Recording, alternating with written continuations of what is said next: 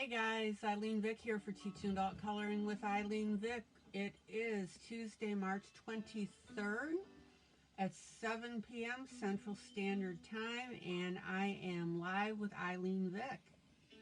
All right, so we've got a lot to talk about. Tonight, Melba will be coming in. Woohoo! She is a wonderful, wonderful artist. And she's also a great instructor, so we've got a lot. Wonderful lady. Okay, so come on in. Don't forget that Dawn's contest ends today. You need to have your entry in. There's a file folder in files, so go ahead and store your submission there. And we'll get Miss Dawn to take a look at all those. I've been looking at them, and they look absolutely wonderful. Okay, Thursday. Well, wait a minute. Let me talk about tomorrow. Do not miss tomorrow. I've got a surprise for all of you guys, so you need to absolutely be here. So that's Wednesday, March 24th. Make sure that you attend. You guys know my catch line is, but wait, there's more. So yeah, we got that coming. All right. Hello, everybody. Thursday, March 25th is Jeff Haney. He is coming in to actually color one of his own coloring book pages. Can't wait to do that. I will be coloring with him, so we'll go ahead and be doing that. And then, let's see. Oh, yeah. And then Wednesday, March 31st, Ruth Sanderson is coloring out her newly released book, re-released book, Little Foxes. And you need to be a member of her group in order to participate in that, because she didn't figure out how to make that event public. I've got hair sticking out. Oh well. So, yeah. All right. So again, just going over everything real quick. Today, Melba Carter. Tomorrow, I have a surprise for you. Thursday is Jeff co-coloring with duet with him and me, Jeff Haney. And Wednesday, March 31st, is Ruth Sanderson in her group, 3 p.m. Central, well, I say standard, but Central Daylight Time. So, yeah, we got a lot going on. All right. So let me go ahead. You don't need to be looking at my face here the entire time. Hello to everybody that's coming in. Hello to anybody that I missed, because I was busy reading my notes. So let me get you turned around here. There we go.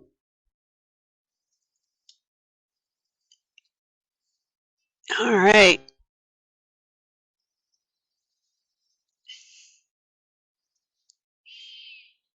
So I'm just putting this up on my screen right now. We're waiting for Miss Melba to get in here. All right, let me scroll through and see.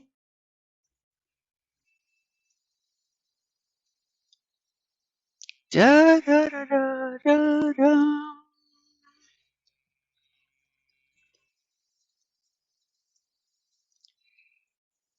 Oh, let's see here.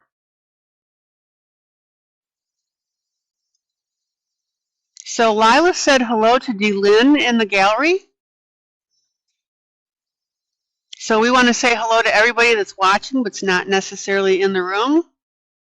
Melissa, hello.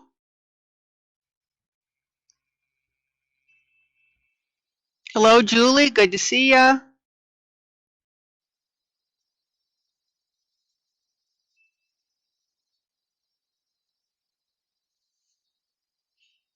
So I'm just scrolling back now over comments.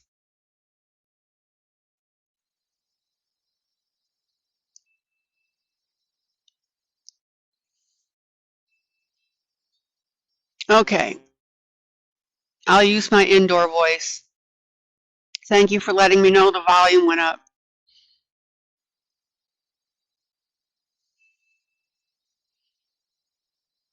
Melba is in the house. Doo doo. All right, Melba, say hello. And then you just need to request to be on camera. Mm-hmm. Pearl, welcome. I love you guys.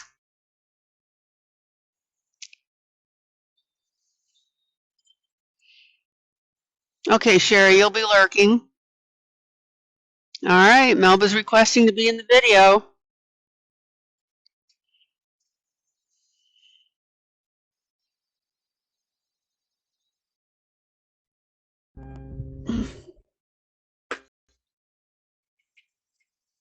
All right, we'll get her in here. Okay, Julie, we'll look at your grayscale. Hi, guys. Melba, how are you? How are you? I am doing great. How are you guys? Good. You look absolutely terrific. Nice to see you today. Oh, thank you. All right. So for everybody now here in the group, Melba Carter, and she is a well-known artist. She lives on the and correct me if I'm wrong on anything, Melba, Oklahoma on the Indian reservation. I put her bio. No, ma'am, I live in the Indian Territory. Oklahoma is the Indian Territory. Oh, Indian Territory. Okay, thank you. Okay, so she lives there, and she's a wonderful, wonderful artist, and she also has taught for many years. You guys saw her bio, and she is here tonight to answer any questions about painting. She's going to talk about the gouache painting, and go ahead. What'd I say? Gouache. Gouache. Okay. Again. Like squash, but gouache. Squash, gouache. Okay, I'll try and get that in my vocabulary. Squash, gouache. Okay. Yeah, I could tell that I said something because you started to smile. Okay. I have no shame. If I screw it up, tell me. Okay. All right. So anybody, if you have any questions, I will go ahead and I'll be watching the comments, and I'm also making sure here that we've got good volume levels. So Melba, just speak, from the gut so that you're nice and firm. And if you could also move your camera to your right just a little bit, because you're a little bit, there you go. Up, other way, please. There we go. There we go. Perfect. Okay. So, wonderful. And again, anybody has any questions at all as we go along? And Melba said that she's going to go ahead and show us different techniques. Okay, Melba. Yeah. Okay, let me warn you first. If somebody comes to my door, I have 4 little Yorkies, and they are very noisy. I have 3 of them in here with me to try to keep them quiet, but if they start barking, I'm sorry. No problem. We love pets. We're pet friendly. Okay, first of all, y'all wanted to know some stuff about gouache. Well, I did some comparisons for you guys to see, and I'm going to turn the camera. Maybe let's try this and see if I can get it to do it. Okay, can y'all see it? Yes. Let me get the light better.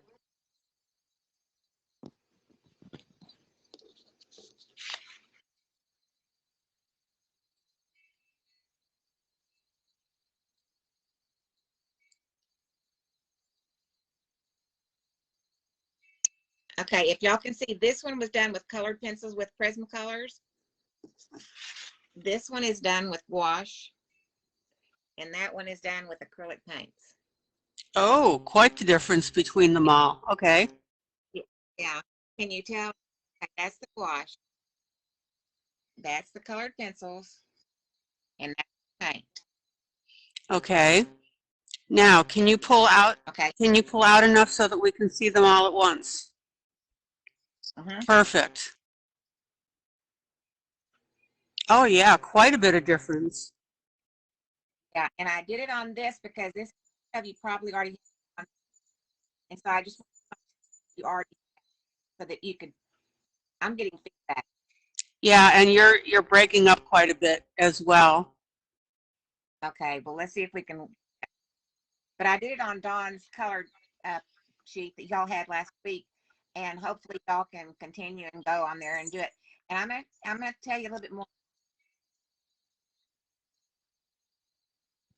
Okay, whenever I talked to y'all a couple of Saturdays ago, we got cut off. Can you hear me better now? Yeah, you were breaking up a little bit. Okay. Well, on the gouache, I didn't get to finish telling you because we got disconnected. Gouache is a comparison to watercolors. The only thing really different that you're going to find is, okay, Yeah, still breaking up, sweetie. Okay, hold on. Let's see what we can do because I'm just on my phone, so that's it. But I'll talk slower. Maybe that'll help. Okay. But the gouache, you have a white with that. Okay. What do I need to do? No, I think you're okay. Keep going. Okay. Gouache has a white with it, where with colored pencils, your white, you have to do other stuff before you can get it to do. But white will actually color on the gouache over the other colors of the gouache. Okay, with the other colors of the gouache, where with watercolor pencils, you can't do that. Also, another thing, like ILene has that little palette thing with the little wells in it. Don't throw and don't clean it out because that paint can reconstitute where your watercolors can't. Once you get them, colored on, put water to them, activate them, you can't get it off of there. Where with gouache, if you make a mistake on your piece, you can go in there with water and blot it off, and it comes off, gets off. So that gives you more flexibility. Where with just watercolor pencils doesn't do that. And on my one that I colored with the Prismacolor, I also use the gouache on the yellow to highlight the leaves. You can do that. You can put it on top of paint, regular paint, acrylics. I couldn't think of it. On acrylics, you can use it over that. You can use it over your colored pencil. So it's a very versatile thing. And why a lot of people like it is because they're so little, you can put them in your purse, and all you need is a paintbrush and a water source wherever you go, and you can use them and do it like you're sitting in the doctor's office. You can use them in the doctor's office because you don't have a whole bunch of stuff you're carrying with you. So they're really a good thing to have, and the colors are really nice. And you can, if you put too much water with them, it's going to be a lighter. It's going to be a more transparent color. Where with paint, with deco art paint, something like that, if you put water with it, it's just going to be not as heavy. It's going to be the same color, but it's not going to be, I don't know how to say it. It's just going to be a lighter color. Where you have to, with paint, you have to add white to it. Where with gouache, you don't have to. You can thin it out. It'll change. It'll be lighter color. Okay, what else was I going to tell you? Okay, the question came through. What brand of gouache do you use? I have the Arteza. Okay. I got those. I saw you using those. I got some of those the other day. I love them. All the colors are great. I swatched them in my swatch book, and they're beautiful. Okay. So, go ahead. You started to say something now before I asked you. No, go ahead. Tell me what you need. Tell me what questions they're asking. Okay. Yeah, and I'm reading questions as I'm going through. Okay. So, where in what instance would you use gouache as opposed to maybe using another paint? Okay, gouache you can use paint on anything. The only thing is you have to use a certain kind of wax to seal it. Otherwise, when it gets wet, it's going to go away. So you have to seal it when you get through. Like watercolor, I seal it anyway, but I mean most people don't. But I seal my colored pencils and everything. So after I finish doing a colored pencil, I use that fixative, okay. I can look at the Krylon. I can. Yes, thank you so much. My brain goes dead sometimes. I use that on all my colored pencil things, even if it's just color sheets that I want to keep, and I keep them in a folder in page protectors. The Krylon, yeah, I use it on my pages. Okay, so how about paper? How well does your paper hold up? And obviously it depends on what you are going to be coloring on. And where the question came in, I'm sure, is when we're talking about coloring book paper. Okay, I use cardstock, and I did all three of these things on that cardstock today, and they turned out beautifully. So that Stonehill paper is really, I mean, Spring Hill paper is really amazing. I really like it. It's got some tooth to it, more tooth than what your regular cardstock has. So it's with these three mediums that I used today, it worked great. No problem whatsoever. Okay, and can you go ahead and repeat those three papers again, because you broke up just a little bit? Okay, hold on a second. I'll get a copy of it. Hold on. Okay. You have to excuse me. It's torn off the sheet. Okay. Now, Okay. Melba, my image has frozen up, and I'm wondering if I should just have you just come back in again, because you're going to be showing us some things. So go ahead. Go. Can you see this? I can hear you, but I can't see you because the image is frozen. Okay, just back to you. Okay, I'll pop you out and come back in.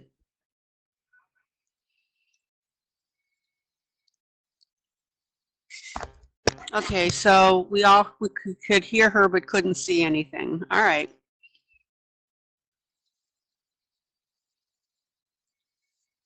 We'll get her back in. And I can already tell that this is going to be a great broadcast tonight because of her knowledge base. Jojo! Oh my gosh, Jojo, hi! How are you doing?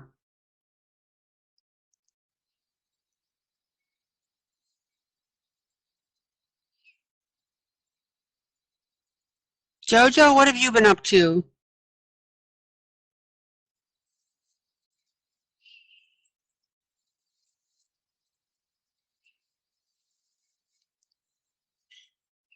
So we'll get her back on here.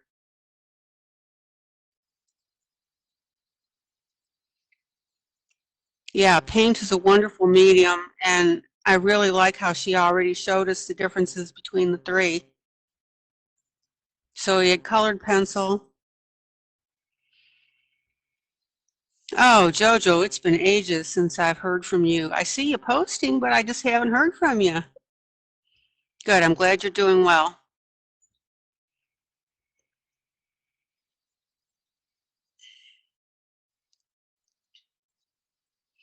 So we'll get her back in here.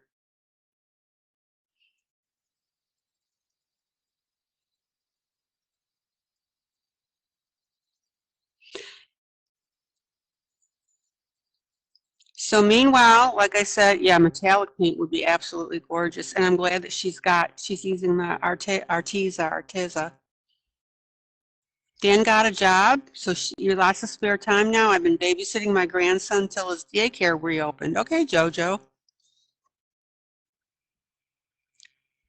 Congratulations for Dan.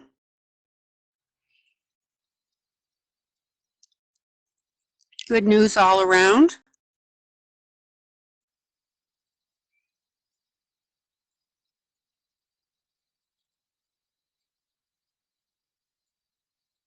So as soon as we get Miss Melba back, we'll get going on this as well.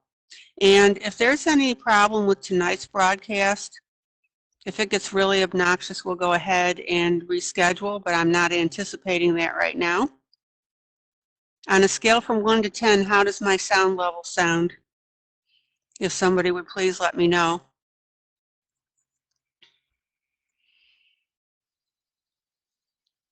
So as you know, I've upgraded my modem and my router.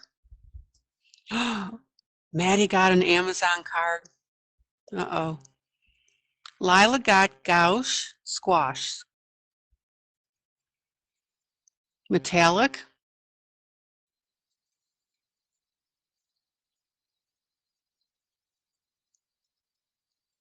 Okay, good.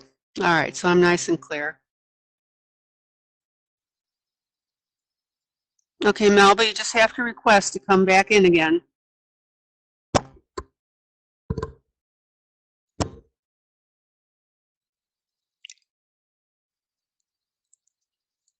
So go ahead and press that request to join the broadcast, and we'll get you back in.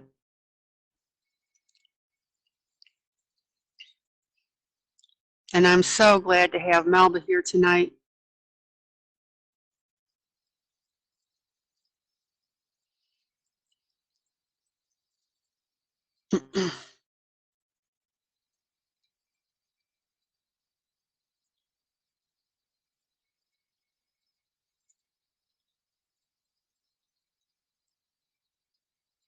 Oh no, it's not letting you? Okay, Melba, pull out of Facebook completely and then just come back in. And while Melba is doing that,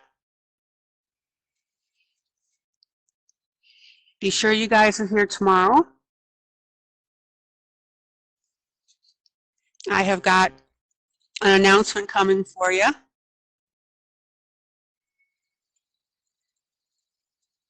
Oh no, Lila says the door is locked, she can't get in.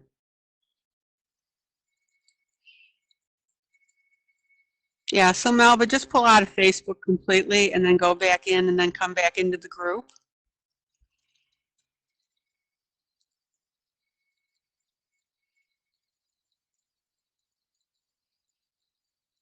And we'll get her back in here.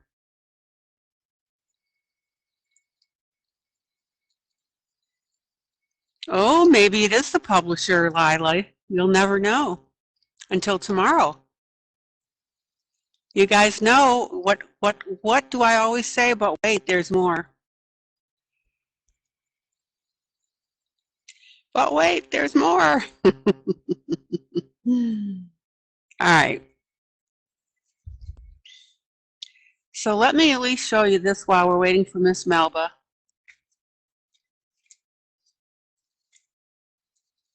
Okay, where are we?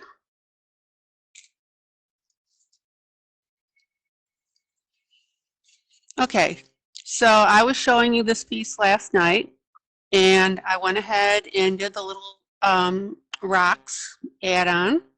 Some of you liked it, some of you didn't. And these are with the small pebbles that I bought. Oh, would I tease you about a publisher? Oh, I don't know, maybe that is what that's about. So what I did is I added sand on the very bottom, and then I put my little, I had two kinds of stones. Jojo got gelatos.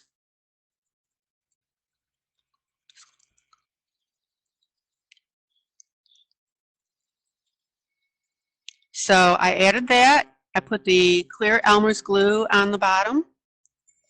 And this is the piece that I've been working on here also that has the what you know as liquid pearls. But I also tried a different brand, which is the Nuvo. So that Nuvo seems to be working well.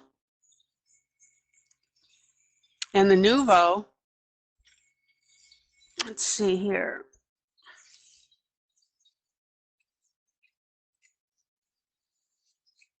The Nuvo, we had fun. Aha, here's Melba asking to come back in. Okay.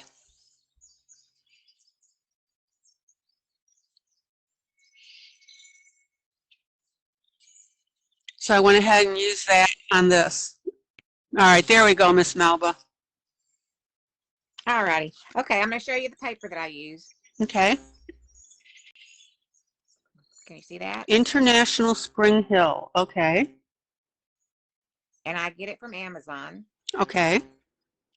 You know what? We need to get a discount from Amazon as much stuff as we buy. I think we do. I agree with you. And I need to get some. Yeah, I agree with you. Okay, what happened there? I don't know, but you're nice and clear and you're not stalling. There we go. Okay, there you go. Yeah, y'all saw my stash over there. Okay. Anyway, let me show you the. I should have gotten that while I was offline. Hold on, just a minute. Okay. So as I said, while she's doing that, be sure you're here tomorrow. You just never know what I'm Okay. going to come up with. Now, Yes, go ahead, Melba. okay. See, like the gouache. I don't know. Let me get this light fixed so y'all can see it better. Okay. Like the gouache, you can go in here and you can wet it, and then get a paper towel. Yeah, go to Just blot it off. your left a little bit, please. You're off camera. There we go. Right. Yeah. See, like all that black and stuff that's down there. Yeah. You can take all that off. You can take all of it off, and then you can go back in there and fix whatever you need to fix. You could even get more off of there if you wanted to. Okay. You know, it's just how you want. Like if it was watercolor and you colored that, you couldn't get that stuff off. Okay. So, but you have to be very careful with gouache. If you use it too thick, it will crack on you. Okay, so when you colored that particular rose with the gouache, could you briefly explain the steps that you used to do that? What did you put down first, then what did you do next, that sort of thing? What I did was I put down all of the red color first. And then I came back with the yellow and just did it. And then I came and I did the black, you know, the shading part of it. I mixed some red and the black together to get that color. Now on the colored pencils, I used indigo blue instead of the black. You probably can't even tell the difference. But on the, on the colored pencil, on this one, it's got black, it's got color, indigo blue for the shading, where this one and this one over here have just black paint mixed with red. Okay. Melba, we're going to have to go to a verbal description because you've frozen up again. So I don't know if that's the broadcasting on your end, bandwidth, you know, something of that nature. So just go to pure description, if you will, please. Okay. On the one that I did with gouache, I laid down the red that I used first. I used two reds. I used the crimson and then the, I can't remember what the other one's called. Anyway, it's the lighter one. And then I used the lightest yellow, the brightest yellow, and then I used black, and then I used green for the centers. I put down the red first, and then I came back and I did the shadow then, and then I did the highlighting last. Okay, so, and you said that you don't have to worry about thinning it in a tray at all? You said a pastel tray? I have a little tray with the wells in it. Right. You know, like this. And see, that's the colors that I used, you know, today. And I just left that in there, and you don't even have to cover it up. And when I get ready to use it, I just put water in it, and I can go from there. Okay. Okay, so you can't see. Yeah, no, I can't see, but the description is perfect. All right, so you put the paint in the wells, and even though you let it can sit for a while, and then you could go ahead and thin it out a little bit with the water. Now, you can use the gouache full strength, of course, correct? Right, but you have to be careful and not too thick. Like I said, it does crack. Okay, so if you were recommending to somebody that was using the gouache for the first time, would you recommend that they get into the habit of thinning it a little bit, or how would you handle that? Oh, absolutely. Yes. Thin it a little bit first, because otherwise it's already too thick. You know, if you put it on there just straight, you would get it too thick. So you need to mix a little bit of water with it, like the purple that you were using on the hat the other day. Yes. And you were dabbing it on there. If you were using full strength, you would not have to, you know, dab it on there. You can just put it on there because it'll do the whole color. Where if you, you know, if you thin it out, it's going to be a lighter color. It's going to be more transparent. Okay, the question came up, does acrylic crack? Does acrylic paint crack? Oh, no. No, absolutely not. Okay, so no worries on that. Okay. Yeah, I have painted t-shirts, sweatshirts, shoes, everything you can imagine, you know, and they never crack. My sister is 9 years older than I am. She'll kill me for saying that. But anyway, she worked at MD Anderson Hospital for 30 years, and she's been to Africa with them. Doctors Without Borders, and she wanted me to paint her some shoes, and she bought leather shoes, and I thought, okay, let's try this. She wears them all the time, and I put a sealer on top of it whenever I got through. They are still beautiful, and they don't crack walking or anything. So no, they do not crack. Absolutely wonderful. And what did you call it? What did you cover it with it to protect it? I'm What sorry? did you say that you covered with it to protect it? A sealer that I have. It's from Deco Art. Okay. It's the triple thick is what it's called, and it does not crack at all. I have painted shower curtains in people's houses. I've painted their walls. I did a shirt for Wilma Mankiller when she was alive. She was the chief of the Cherokee Nation, and she saw one of my shirts, and she came to the little shop I was teaching at, and so I did her a shirt. And none of the shirts ever crack, and you can put them directly into the washer and wash them, no problem. Oh, beautiful. You and I will have to talk about that more. So Okay. can you so is it a spray or is it a liquid? What is it? You can get it both. When I do on shoes, I don't want it to get inside the spray to get inside the shoe, so I just put it on with a brush. But it has both ways. Like if I'm going to do a painting, I had to do a painting, then I can spray it, and it doesn't hurt it, but I don't want it to get inside people's shoes. Okay, so what's the difference between that and the fixative spray from Krylon? The fixative thing from Krylon is a workable fixative. That means that you can paint over it or color over it. You could probably use it for painting or something that you do. Yes, definitely you can use it. But as far as like shoes or something, I wouldn't use it on that. Okay, so that's really fascinating when you were talking about doing the shirts and so forth as to how you would preserve that work. Now, you also, you're doing a lot of Native American not commissions, yes, paintings and so forth that, yes, you are selling. Well, before, yes, we go into that, what else did you want to talk about as far as any product that you use? Well, I'm a helping hand artist for Deco Art. I told you that was in my bio, and I've been working with them, oh gosh, for years. And before that, I worked with Liquitex with the Benny and Smith company, and I got to do some really neat things with them. I got to travel for them, teaching painting to different places, and we did the Walmart Bentonville show for 3 years, I think it was, for them. And Liquitex is my all-time favorite, but they sold it to Winsor Newton, and so the formula's changed in it. But I've done all kinds of things. And one year I got to do the National Society of Painters asked me to do a ornament for the Christmas tree, and they wanted something different. And that's when I was working for Benny and Smith, and they have something that's called Model Magic. And I made a little gingerbread house that's the size for a tree, a little bit, maybe 5. And so that got to hang on the Vice President of the United States Christmas tree. Yes. Yeah, so I've gotten to do, quite a few things and met a lot of people. And my husband I used to do cake decorating, and my husband absolutely hated me doing that because I got tunnel vision when I was working on a competition cake. He might not have gotten to eat for a while. Oh, yeah. But he loved it when I started painting because he was really into cars.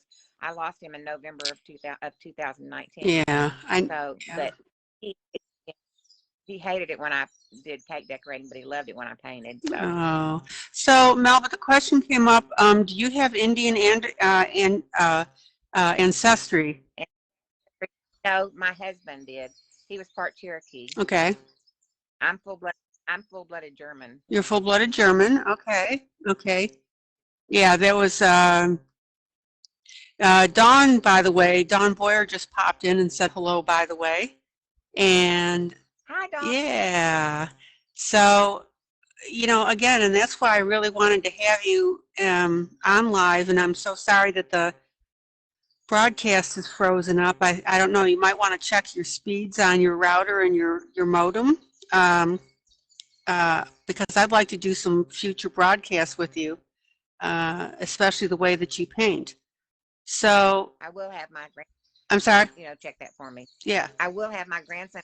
I'll have him, or IT. I'll have him check that for me. But yeah, because I was going to paint a rose tonight, so y'all could see that. But next time we'll just have to do that next time. Okay. But I love colored pencils, and the reason I started doing colored pencils, I have a friend that is she was, because Hobby Lobby is no longer going to have classes, and she was the coordinator for the Oklahoma area, and she wanted me to teach classes, but they already had plenty of acrylic and oil painters, and so she said, "Do you do colored pencils?" And I only had the one Indian that was my screensaver on my phone that I had done years ago, and so she wanted me to do that, so I started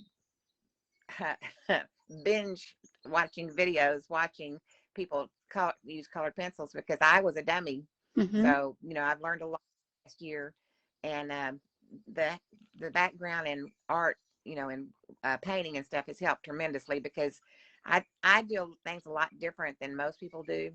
Whenever I shade and highlight, I'll put the base color in, the middle color that I'm going to use, and then I do, color that all in there and do a couple of layers of that. And then I'll go in there and do my shading. And then like if I'm going to do a highlight at the top of a flower or something and use yellow, I will put that under there and then do the other color on top of it to get the yellow to be the dominant thing, because it'll come through. Where if you wait and do the on top of the darker colors, it's not going to come through. I'm sure most of you have found that out. And that's an interesting concept, and it's interesting. The picture has frozen on the flower that you did with a okay, squash. Gosh. Gosh. I'll get there. Gosh.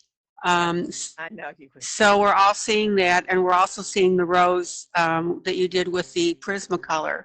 So we can definitely see the difference between the two.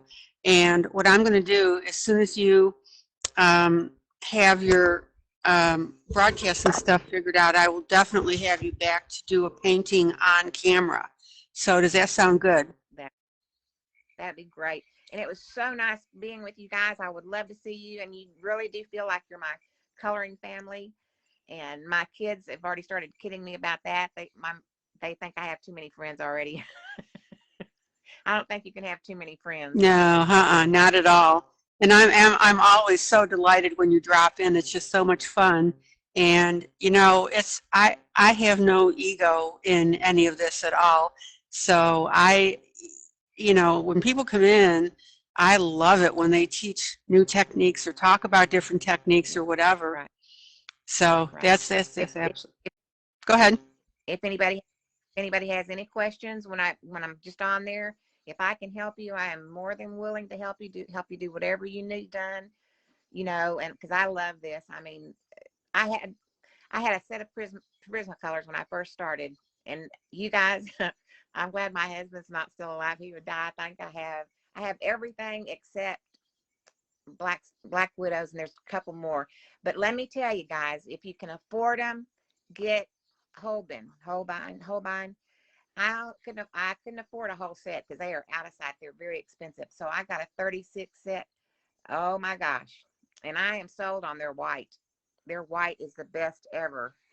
Okay, so I was about to ask you is what your favorite pencil is that you use. The Holbeins are the one that you like? Well, I like those. I just got those. My all-time favorite, my always go-to are Prismacolors. Okay. Let's talk about Prismacolors a little bit. You know that the manufacturing plant was moved from the United States to Mexico. And Yeah. so, and they've had some quality issues. How has that affected you at all? I mean, have you had any problem with them at all? No, I can't even talk. I ordered some off of Amazon, and I got the whole set. And whenever I got them, the lead inside of them was real little, And usually, if you look at them, it's got a good lead in it. The color in it. It's bigger. What do you call it? What do you call the inside? Do you call it lead, or what do you call it? Just the pencil core. Oh, there you go, pencil core. Anyway, it was real little, and I contacted Prismacolor, and I asked them about it. And so they asked for the ship number on the box, and I gave that back to them, and they said yes, that they were good, they weren't fakes.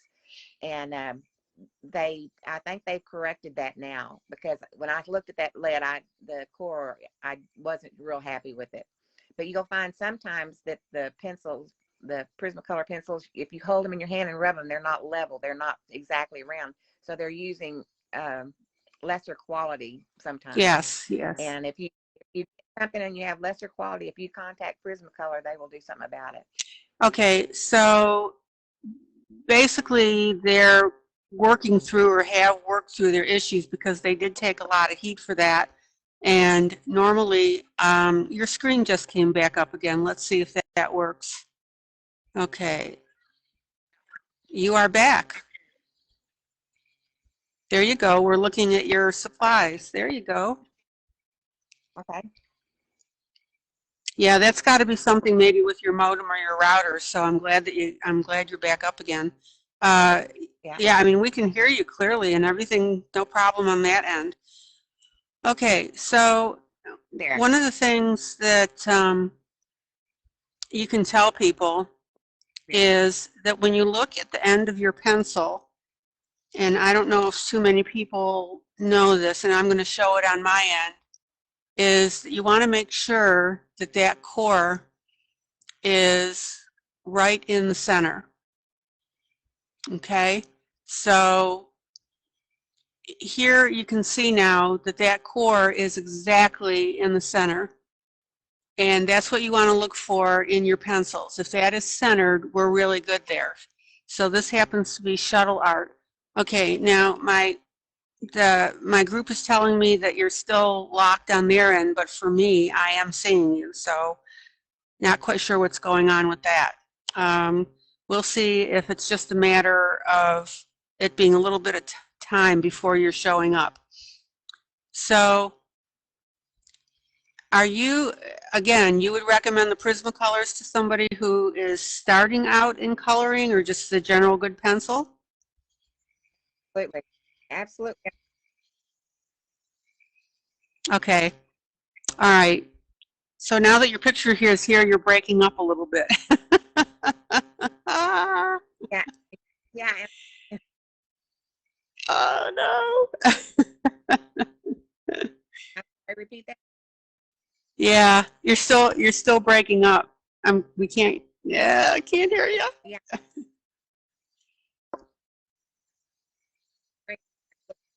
Over the side. Okay, I can see your mouth moving, but it's just coming through in bits and pieces. So, I'm sorry. that's okay. We'll work it out. We'll have, you can check things on your end, and we'll try it out there. Okay. Well,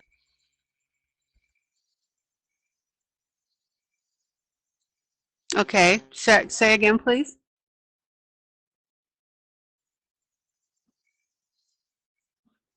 Can you hear me, Melba?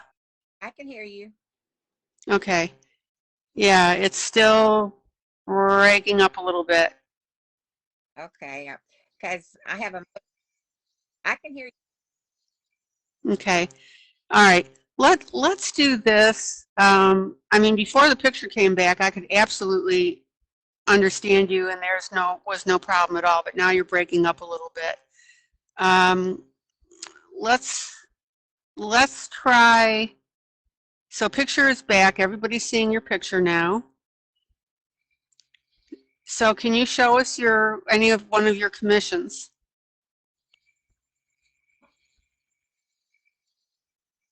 Can you hear me? I can hear you. Okay. Can you show us one of your portraits that you happen to be working on? Oh, hold on just a second. I got through doing a 4 5. No, I can't do it yet because I'm just now starting it. I should probably put one of my Indians on your site, and I have it on my phone, but I can put it up. Okay. Yeah, you're breaking up again. Melba, let's do this, because I want to go ahead and have you here when you can do an actual painting and show us and the whole bit. If you want to check out on your end to see what's going on and why we're breaking up, So how do you feel about just going ahead and rescheduling? Does that work for you? Absolutely. Okay, and what I'll do is Yeah. we'll just basically do what I want to do is do everything we're doing tonight over, plus what we're talking about to show the example and the whole bit, because I really, really want you here for our group. You, Okay, so I'm gonna take that was a yes because you are breaking up. All right, yeah, she's nodding her head. that would be great. Yes, because my grandson was supposed to come tonight, but they're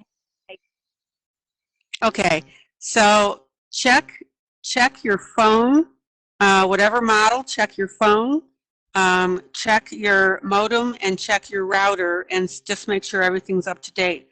I realized I didn't find out until a couple weeks ago that I hadn't updated until 2014 was the last time. So obviously it was way out of whack. So I just updated everything. I got a new modem, got a new router. So let's do that, and we will re-announce you coming in here, and then that way we can have a really, really good session, okay? that's good. Okay, put your thumb up so I can see that that's okay. Get back to you on regular, so I'll keep listening. Okay, yeah, you're totally breaking up, and I can't understand you at all, so we're good. All right, so Guys are entertaining. all right, so I'm going to end, and we'll go ahead and re-coordinate, okay? All right. All right, sweetie, love you. Thank you so Love much. you. All right. All right, good night. Okay. All right, so we are going to reschedule, and I'll tell you what group.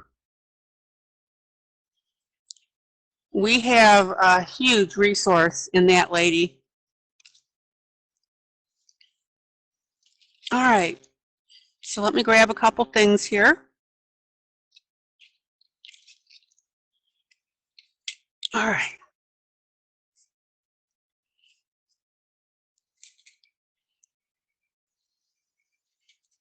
So we'll go over everything that she went over on our next broadcast. Yeah, it was disappointing, but yeah, she got to answer some questions, and that was good. All right. So I just wanted to show you a couple of things here. So last night I was working on this piece, and I just wanted to go ahead and show you these little pebbles that dried on the bottom. And this is from the Hannah Carzone Summer Nights, and this is the piece. Yeah, it was disappointing, Melba.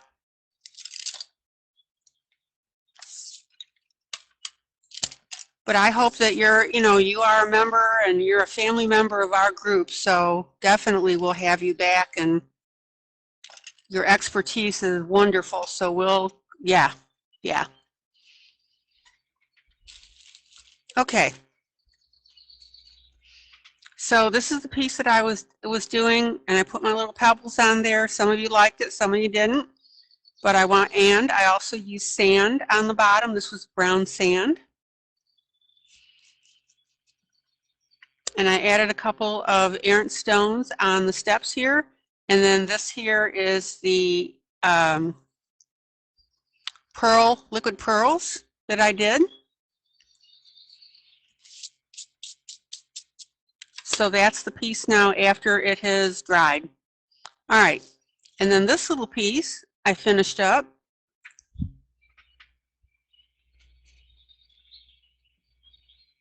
Oh, Melba, that'd be wonderful if you post your pieces.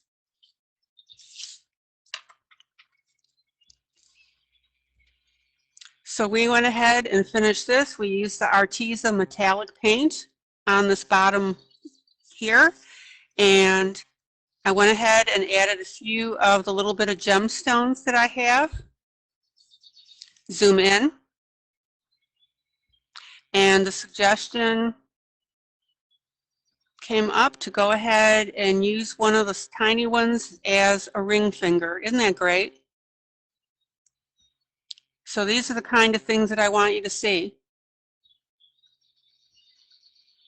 Now, we've talked a lot about not getting too blingy with your stuff. That's very important. You don't want to get, don't get stupid with it. You want it to look very classy. And remember, when you put something on a page, you want it to the point that it complements, it really doesn't jump out at you the first thing. So use that as your guide. Anybody have any questions on this at all before I pop into my next piece? All right. Yeah, we will definitely get Melba rescheduled.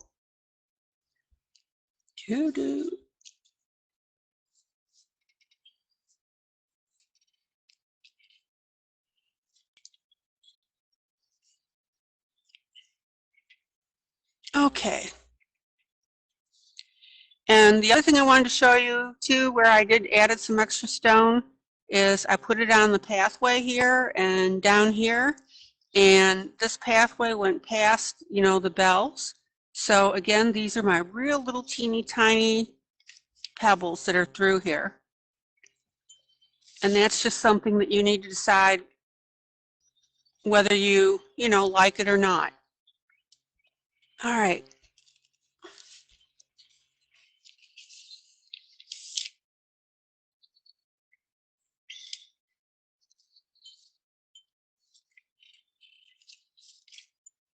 All righty, let's see what kind of trouble we can get into tonight.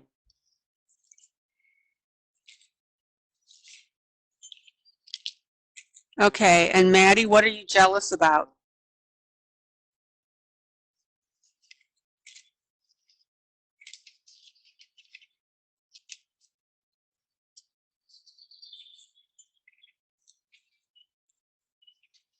Long time since a bow was available? A B-O?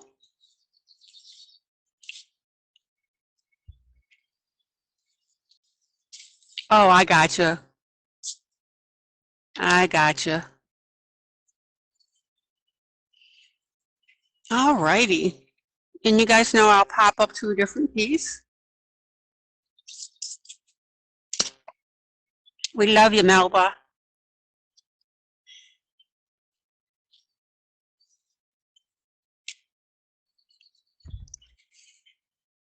Did someone say trouble?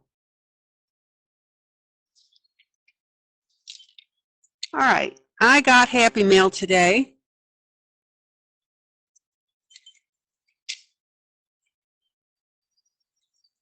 And I wanted to show you a book that I picked up.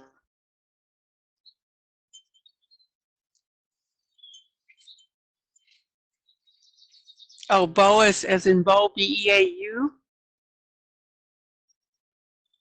All right, so this fell into my mailbox today. Oh, Melba, perfect.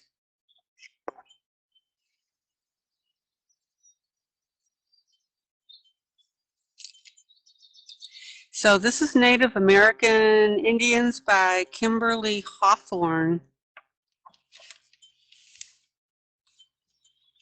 So I picked this up for the group. Yeah, B-E-A-U. Yeah, I gotcha.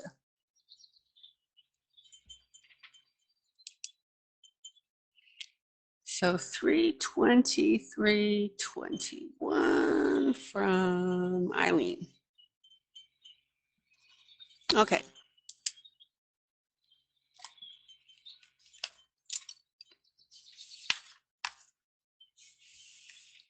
So I want to show you these images. Very, very beautiful.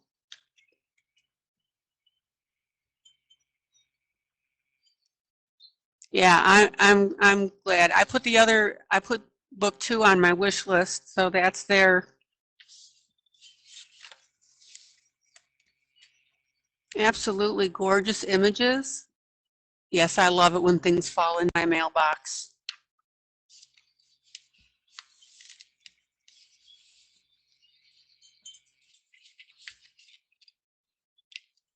Dawn fell into your mailbox today? Oh, isn't that gorgeous, guys?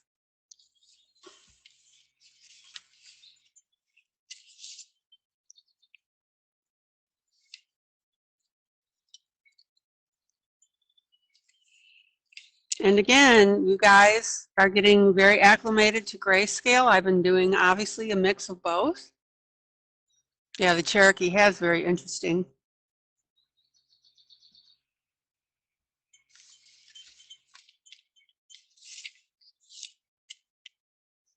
Isn't that beautiful, guys?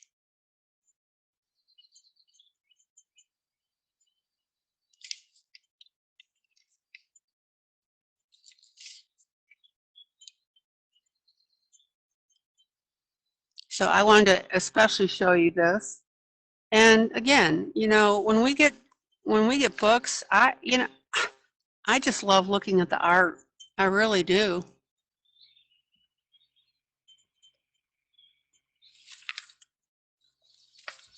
I really do. I wonder if Ruth would like this because of the horse.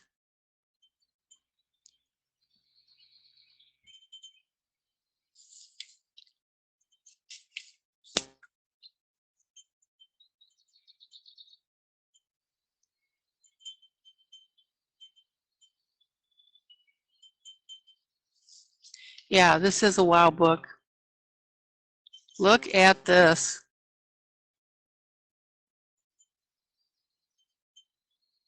So this is where you would go to Google and start looking at these horse colors.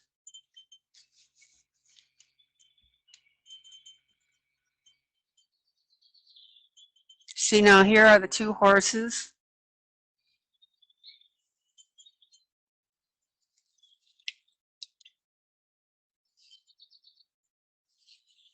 Yeah, that is quite a conversation between that horse and that lady. I mean, look at that one.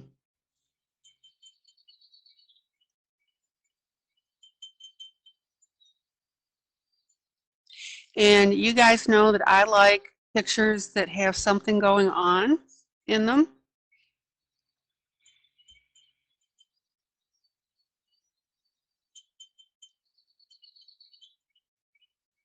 So I can really see how beautiful these are going to look. Look at that, colored up.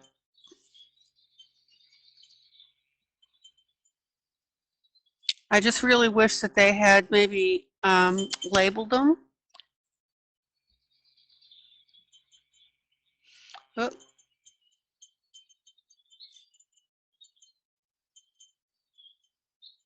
oh yeah, Melba, that's so neat.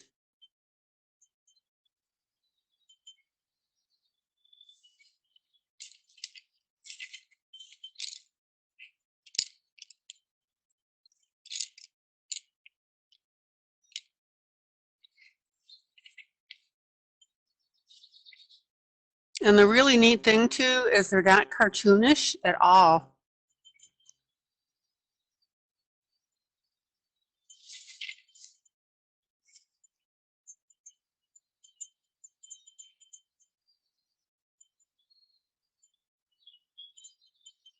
I mean, look at the texture in that skin. Let me pull you in a little bit. Isn't that beautiful?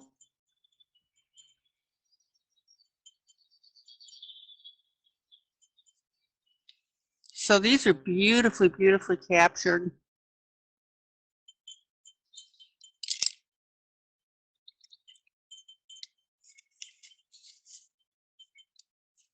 Same with this one here.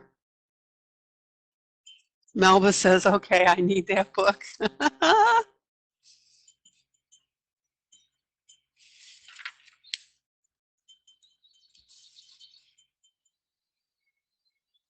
You know, guys, if you think about it, the books that we've been looking at have been so instructional from not only artistic, but historical too.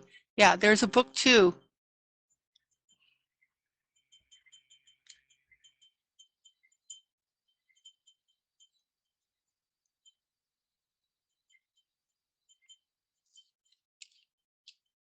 Yeah, what the lines in those faces could share. Oh, look at this.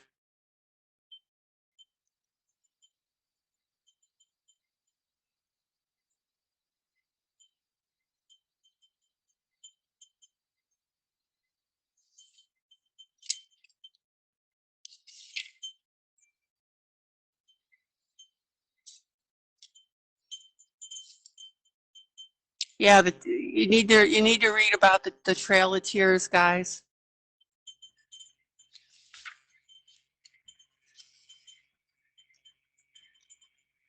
Just absolutely gorgeous, gorgeous pictures here.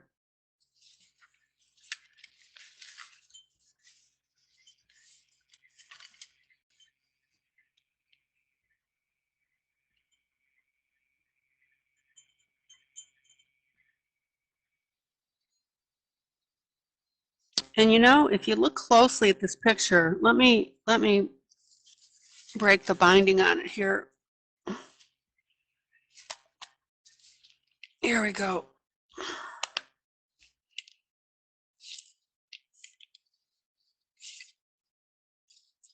If you look at this picture,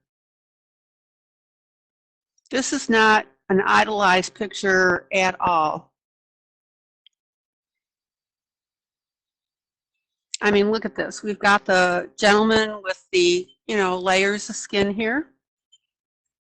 And as Pearl points out, look at the texture on that horse. So these are absolutely gorgeous.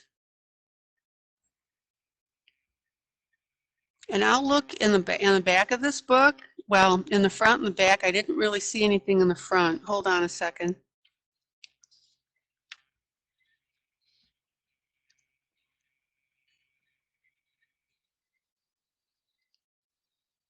Okay, I didn't know if it listed any history at all about what was going on. Yeah, that's what I wanted to know, Maddie. And that's right, Lila. They look like that they're real pictures that made it into the grayscale.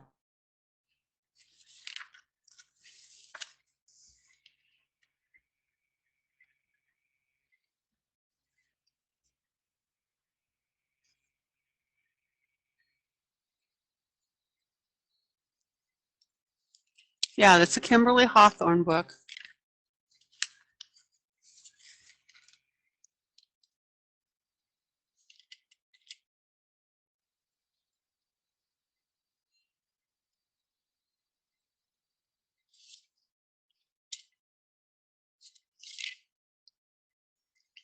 Yeah, look at that one.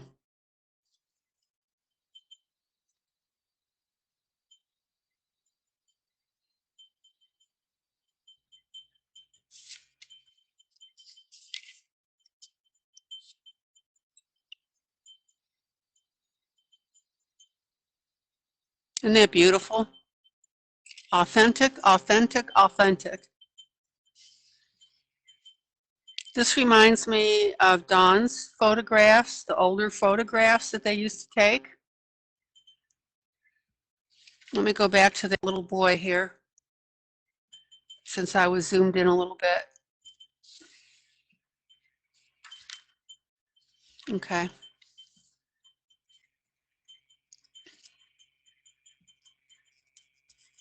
I will, Melba.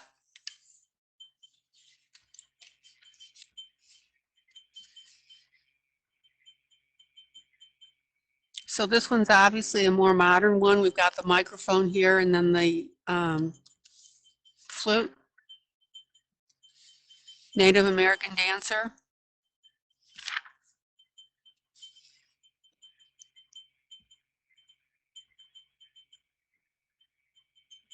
Yeah, that little boy did look sad.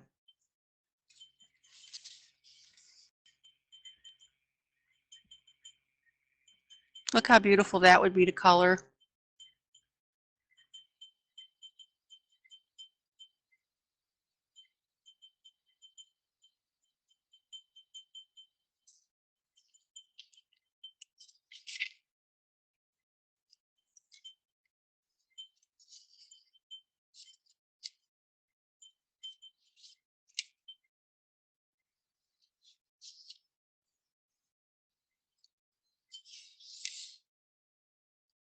Okay, so this one's a painting.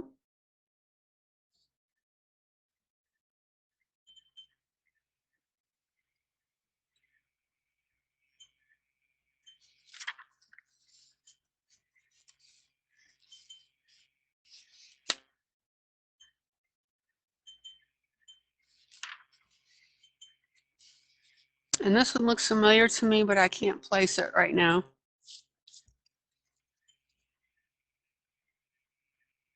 Yeah, Seneca Nation in New York, yep. Authentic picture here.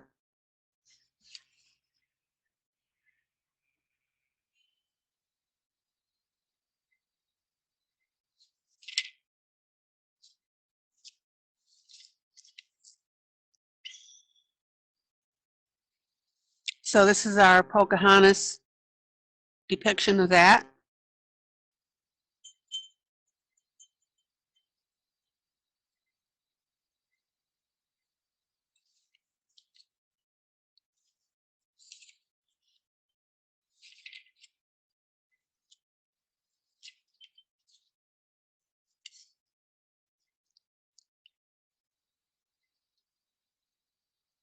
Yeah, if somebody cares to pick up that volume 2 off my wish list for the group, that would be great.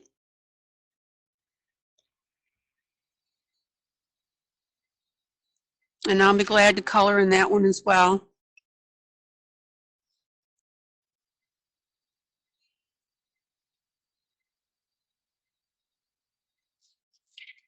So the images here are just gorgeous.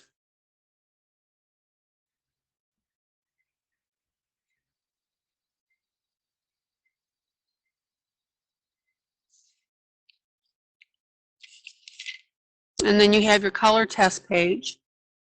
So let me see if I can,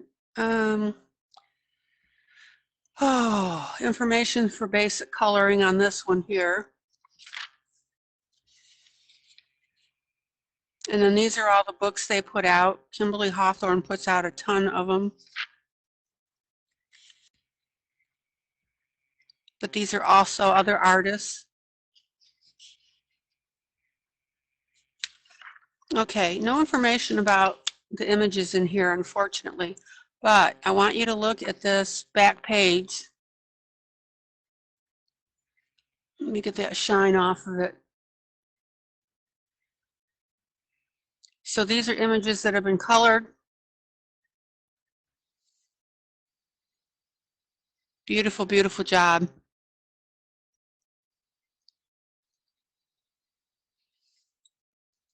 And then we've got this one here with the horses, the gentleman on the horses.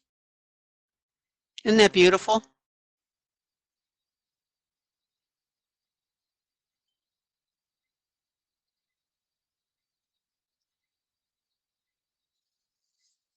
And let's see what we got here.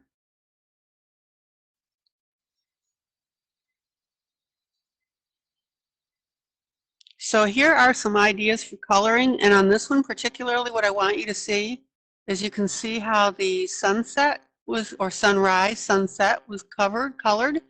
We've got the orangey on the top, and then it goes down in various colors. And this is the kind of thing that I want you to see for doing this.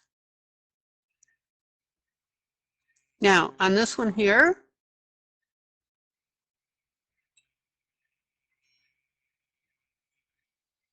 as you can see the background here, I mean the pastels on here would be beautiful. The gelatos would be great.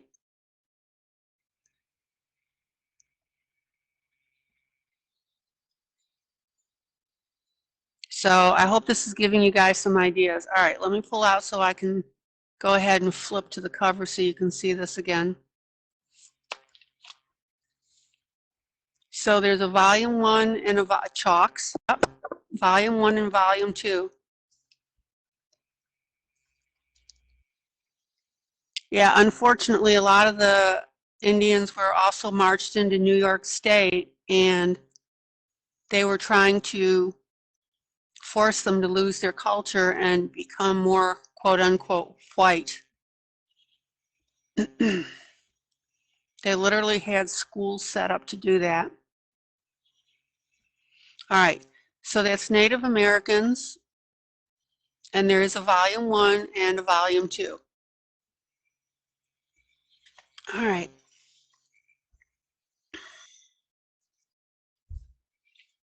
Who says you guys don't learn stuff in this group?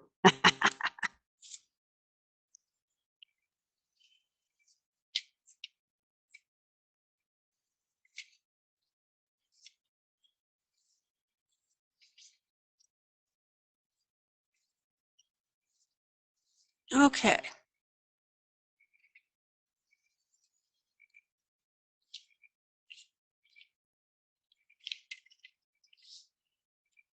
Actually, I'm going to flip to a different page here that I've been working on and haven't touched it for a while.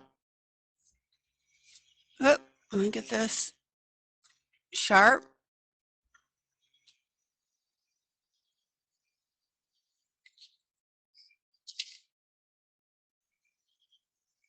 There we go.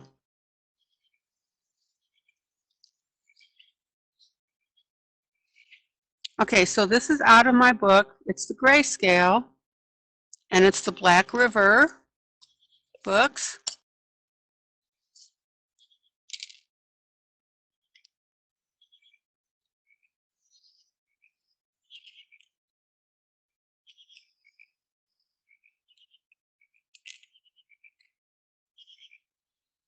And I know that a lot of you are done having heart attacks about grayscale. And I've been using pencil with a little bit of marker.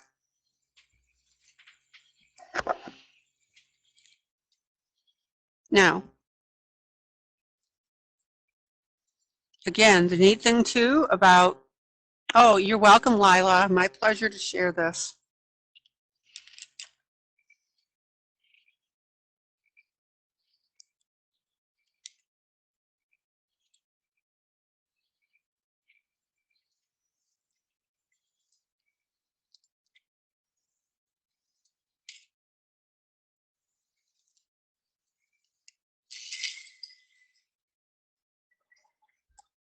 If you are new to the group and you're having, you know, the heebie-jeebies about our grayscale, this is a great place to learn it. Okay. So what I'm doing is I went ahead and I am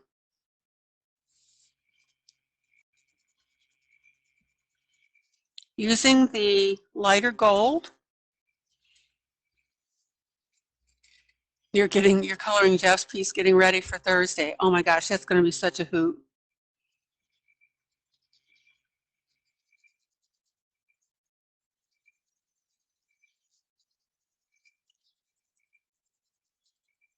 So we're looking at the light, the medium, and the dark. Oh, you just ordered both, Melba? Okay, Stephanie, don't have heebie-jeebies.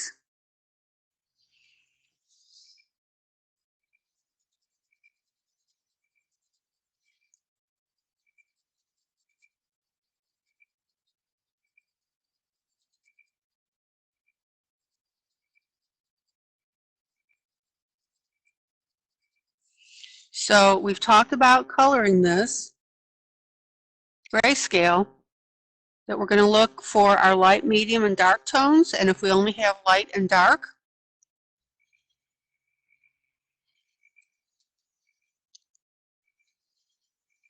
then just do light and dark.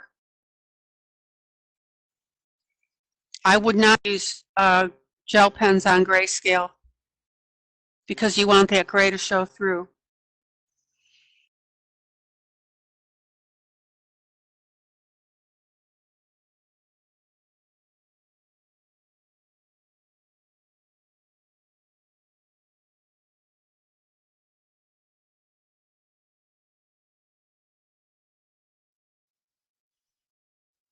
Zoom in.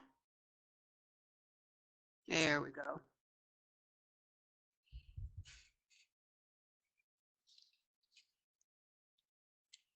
So Stephanie, I have done a lot of broadcasts about grayscale, And what you need to do is go up to the search bar where the little magnifier glass is.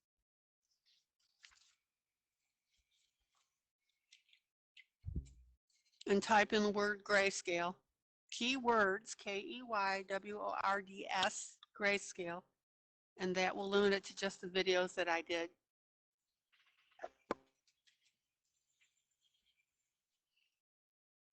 Okay. So notice now that I am doing the light areas. Now, it doesn't matter whether you do your light areas your first, your mediums, or your darks.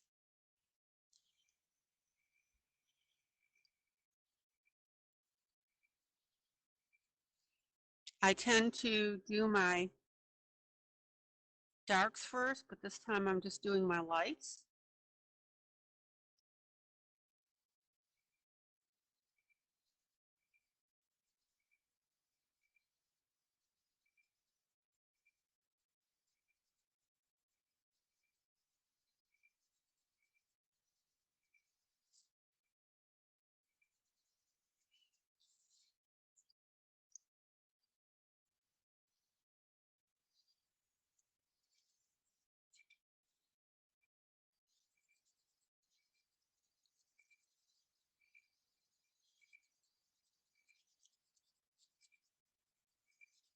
And what you're doing is you're not driving your pencil into the piece at all.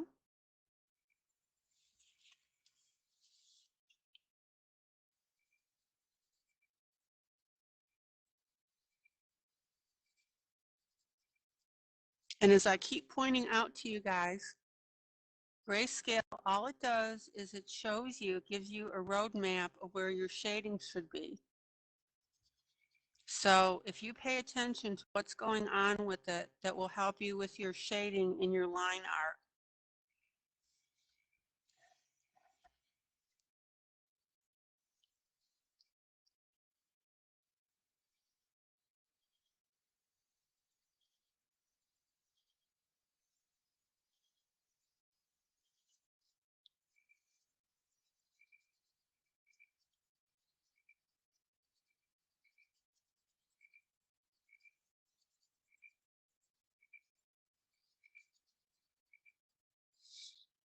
Oh, and did I say make the hint of telling you to be sure to be here in tomorrow night's broadcast?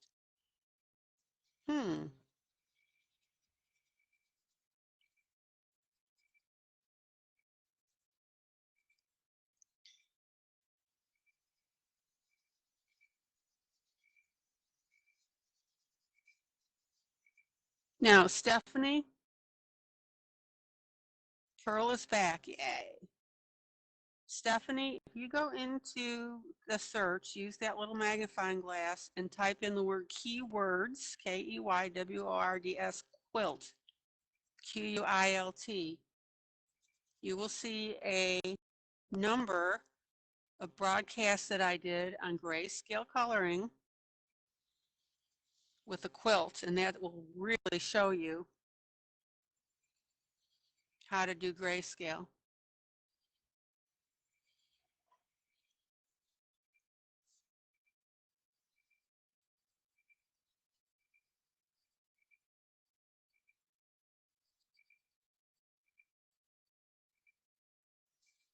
Okay.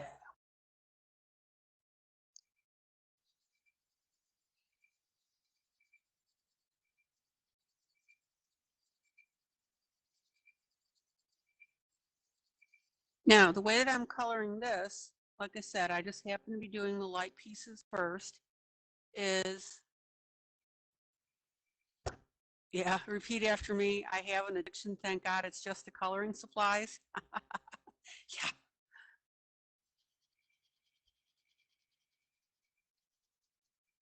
So as we're looking at the hair here, think about it.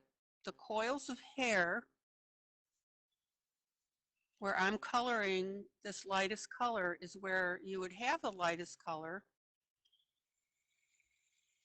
based on the light that's on the image.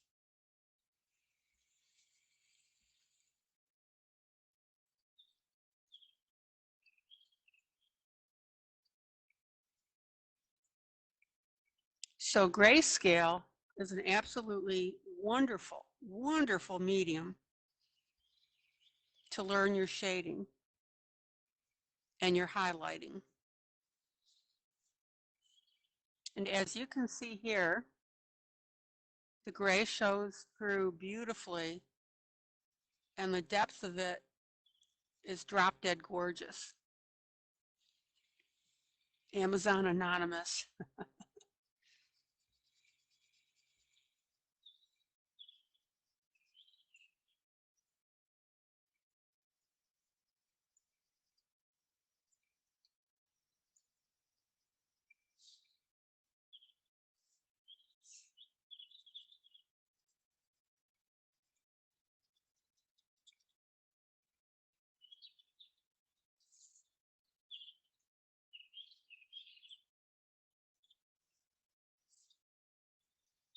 Okay, see where this lighter spot is right here?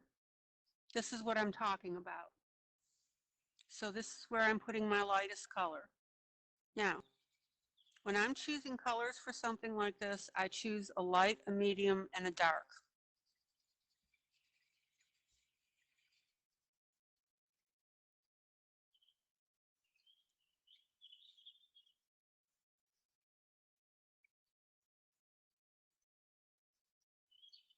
And I've been known to work my darker areas first and then go to my light, but this time I'm just doing light.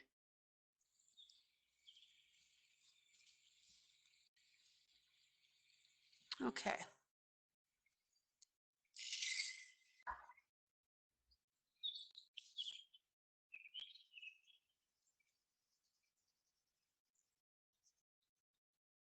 So guys, tell me on a scale from 1 to 10, how is my volume coming through? All right, so notice now I'm going to look for my light spots.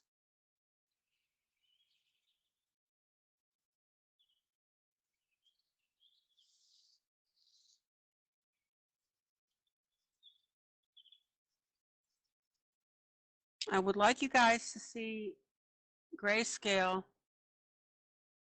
as being both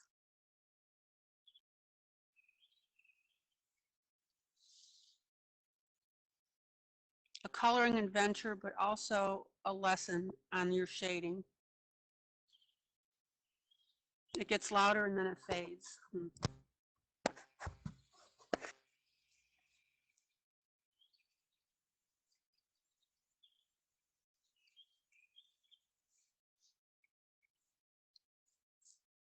Okay.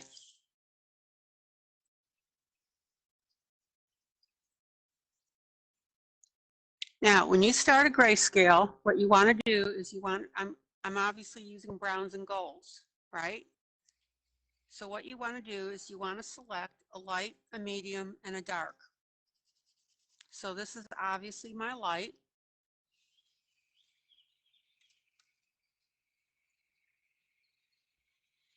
And then I'm going to go with a medium brown.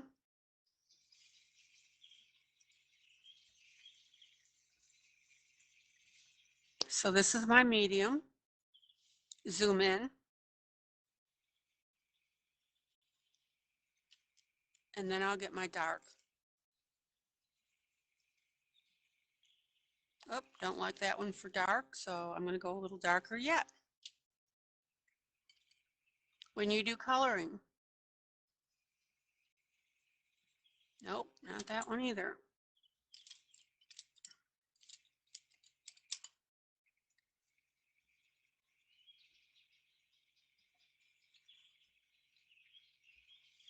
All right, so there's my light and medium and dark. So there's my light, which is my gold. This is my medium, which is the brown. And this is my dark, which is my dark brown. Okay.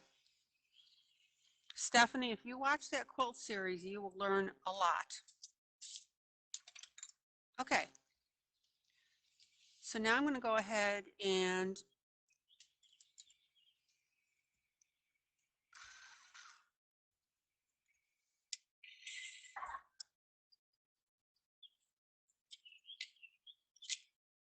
work on my dark. So these are areas where the gray is the darkest on the picture.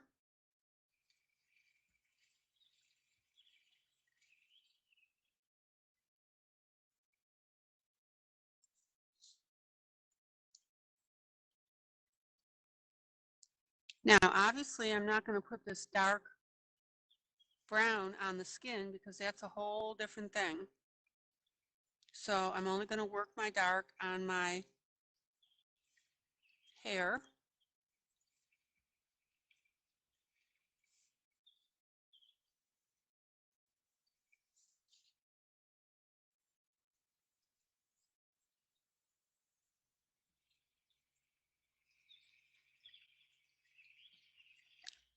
So Jojo, does this mean that we're going to see you more in the group, or what's the deal?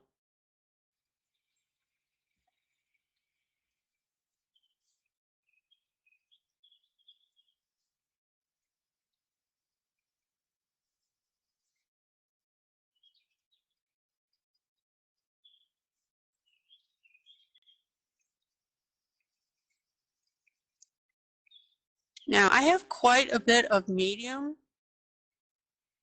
in this area here.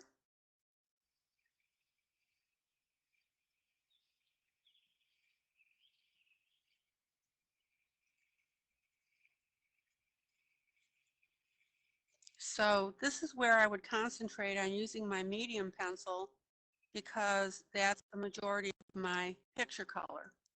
Excuse my hand.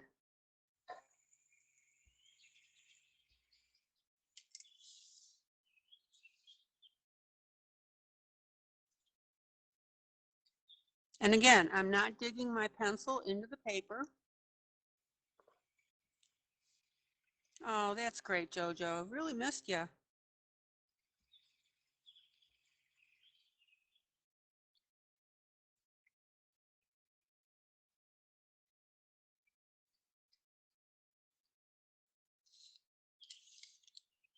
Now, guys, as you're coloring here, I don't want you to go brain dead when you're doing something like this, meaning that you say, oh, this is just light, this is just dark, this is medium.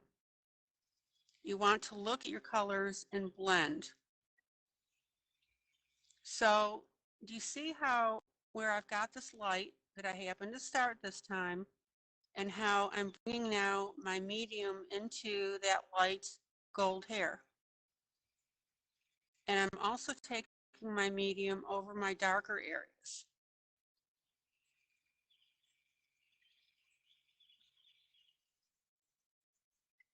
If you think about this, well, Jojo, you and I, we started out together and then all of a sudden you disappeared.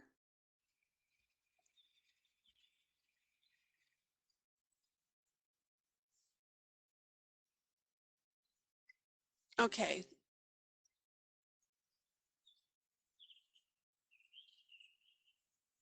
Does everybody see how I'm blending in this medium color now?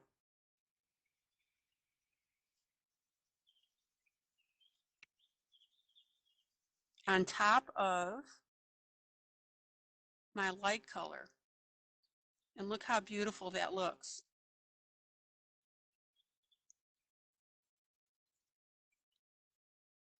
And I'm also blending my medium color on top of my dark. So key that I really want you to pick up on is that just because you're doing grayscale, you suspend your artistic interpretation of your page. Does that make sense?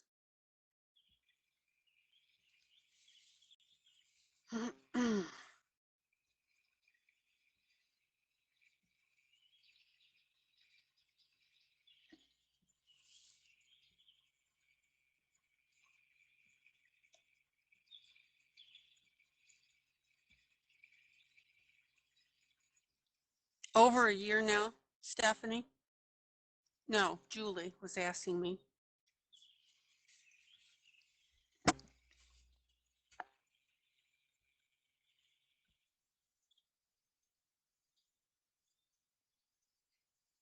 Well, Jojo, don't feel awful.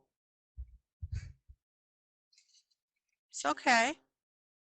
But I mean, it would have been nice to know that you were okay.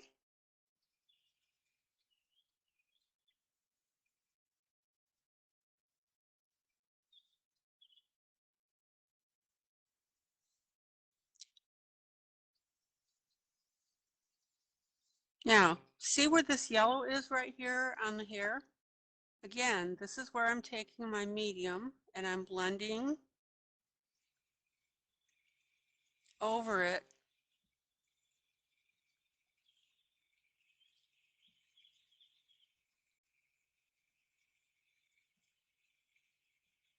to create that looking really cool and looking more realistic in the coloring.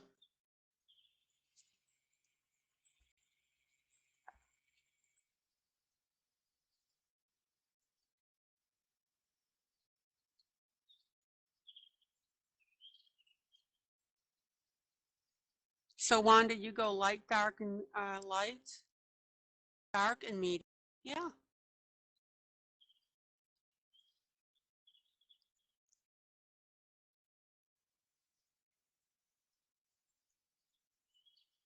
There is no right or wrong way, guys, to do this. There really isn't.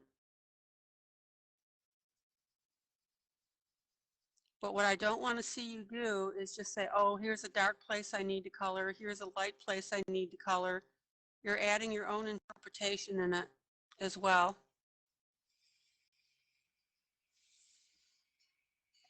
Zoom out. Grayscale is not rote or idiot coloring at all. For example, right here, that needs blending, right?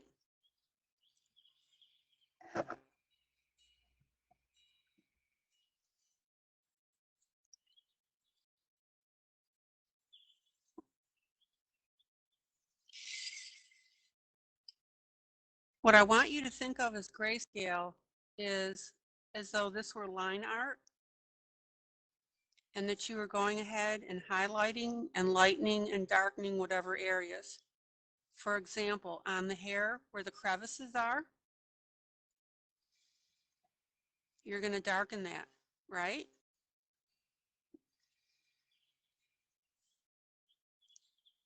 To make it look more realistic, just like I did right here.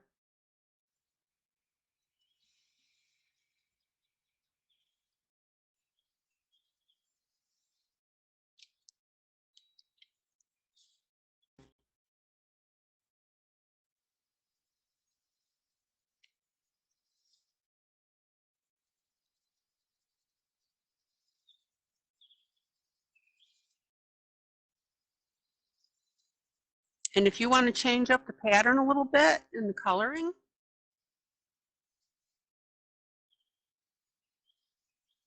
you certainly have that option.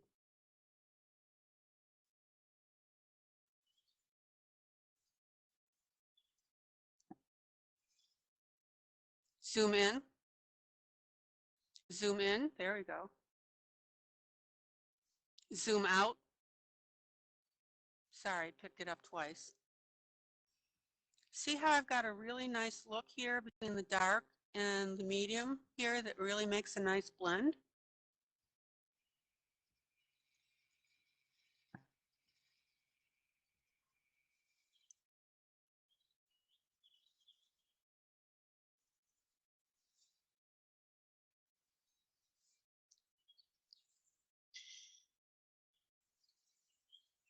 Now, in this case here, I'm going to go ahead and put a little medium in here. And then I'm going to put a little light over that.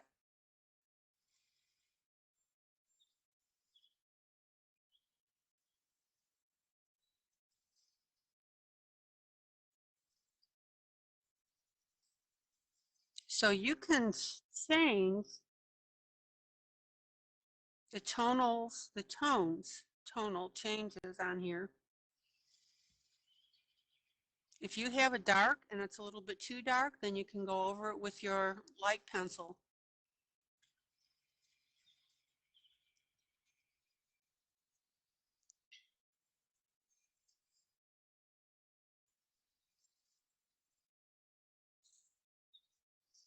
Zoom out. Does everybody see now how all of this is coming together? Now, right here, I've got an area where I did the light. So I'm going to go ahead, yeah, when it looks too dark, go over it with a light color.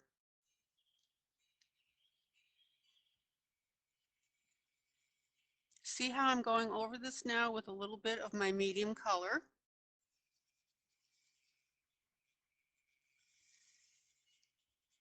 Because I want to smooth that.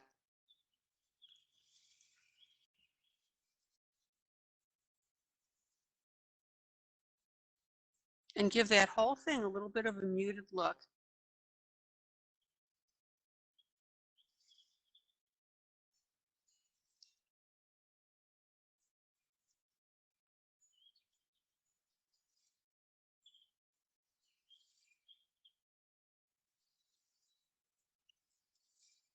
And this is why I want you guys to get away from being afraid of grayscale. Grayscale is one of the most wonderful mediums for teaching your coloring. Now see right here, I'm going to put a little bit of dark.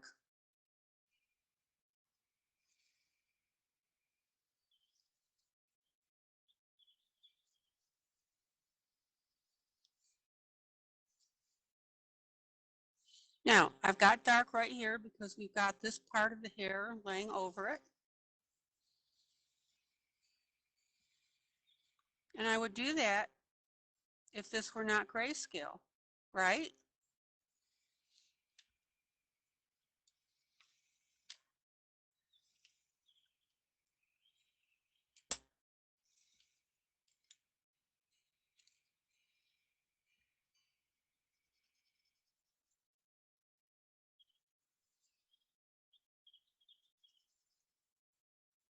And then I'll go ahead and use my medium. Absolutely no different if this were your line art, guys. And I'm really trying to pound that concept home to you,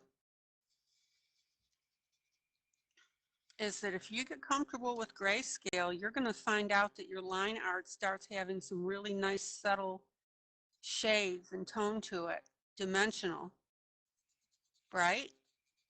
How many times have I told you on your standard coloring, no more flat coloring, guys?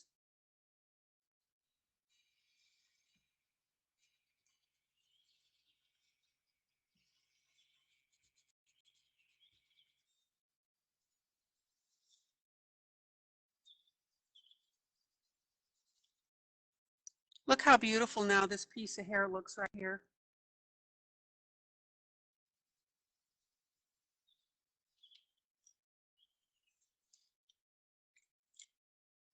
Okay.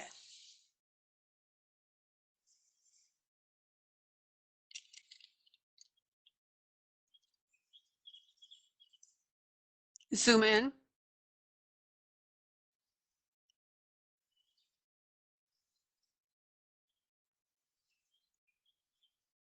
And I guarantee you that when I'm coloring this right now, I'm looking at both a combination of where the darker areas are and how it looks overall to the piece that I'm doing.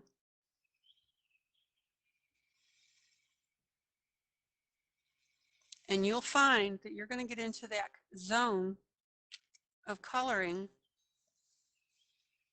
where you just automatically start. For example, you may add your own shading. See right here, I'm going to go ahead and shade that with dark, even though the author didn't indicate that, but because I'm doing it on top of my yellow, it's coming out a lighter shading. Does everybody understand what I'm saying there? And if I were doing this strictly line art, that's exactly what I would be doing.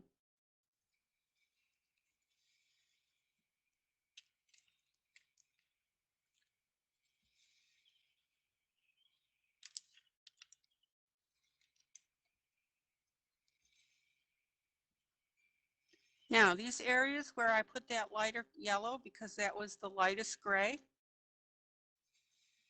grayscale, I'm still going over it a little bit with my brown because it looks just not real. So I'm blending in my color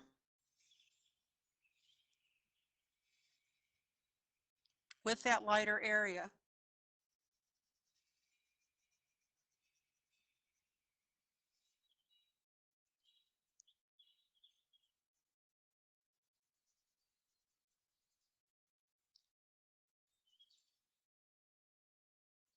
Grayscale serves two purposes. First of all, it teaches you where shading is. All right, same here. See how I'm blending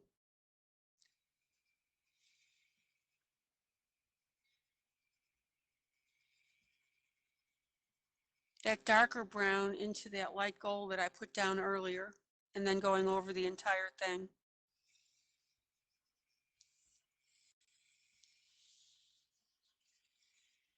Grayscale does two things. First of all, it shows you where your subtle shading is. Good night, Lila.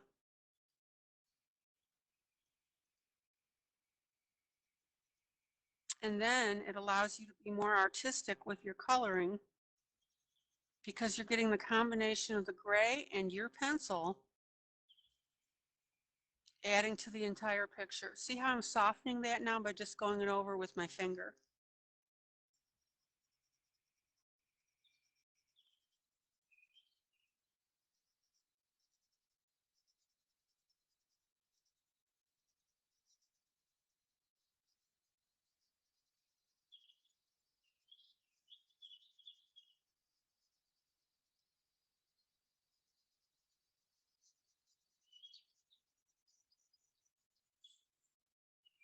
Zoom out, zoom out.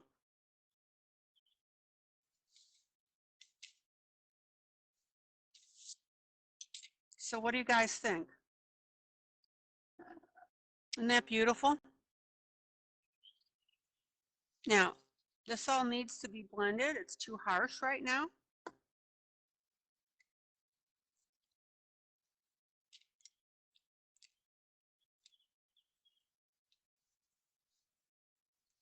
Zoom in.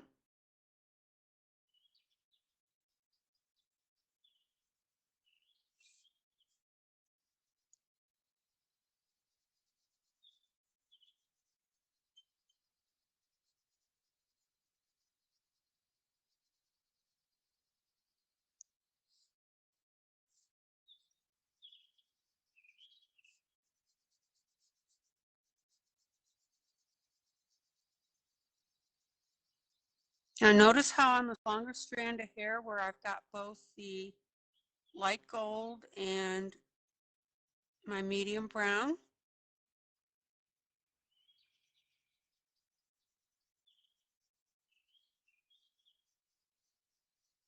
How that's picking up these subtle shades.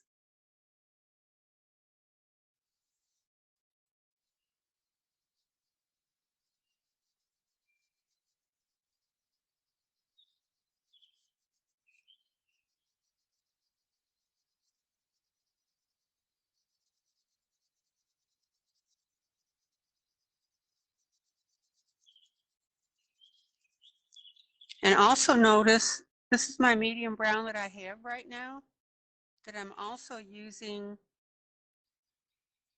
a slightly darker shade of my medium brown and the lighter shade of my medium brown right next to that.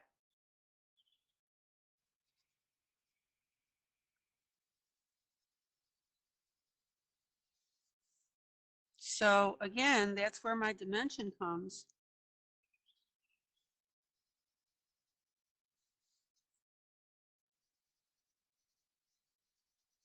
I'm not just layering one shade of my medium brown or one shade of, well, the dark you can't do too much with, but the medium you can do a lot with. So in some areas you can go darker with your medium brown and then lighter with your medium brown. And then that's where you're going to blend everything together.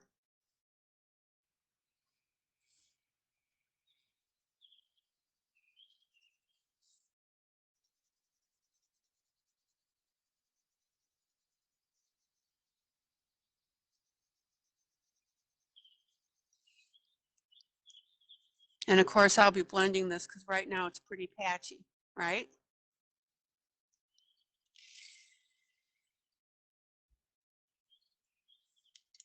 Now, I think it was Stephanie that asked the other day about blending.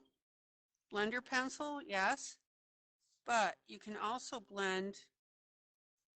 I'm blending with my lightest color over this brown because I've got that popcorn effect.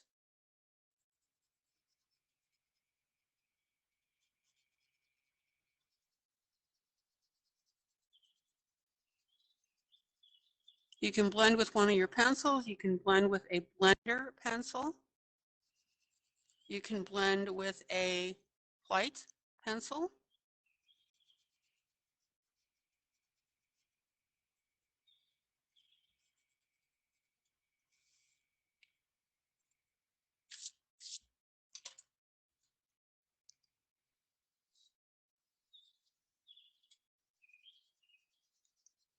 And again, there is way too much spottiness here. It's not smooth. There's not a smooth transition between my gold and my brown. So now I'm going back with my brown. I don't want it to look patchy, right?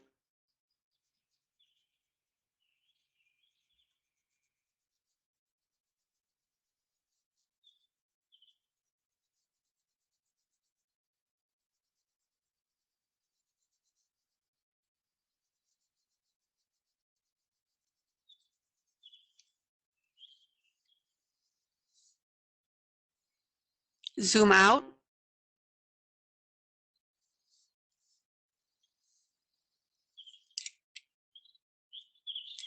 Now, as a last resort, I may go ahead and use my blender pencil a little bit. On grayscale, you've got to be very careful with that. Oh yeah, the popcorn effect is why I love doing a lighter shade of alcohol marker as base and then using the pencil over it. Yeah, yeah.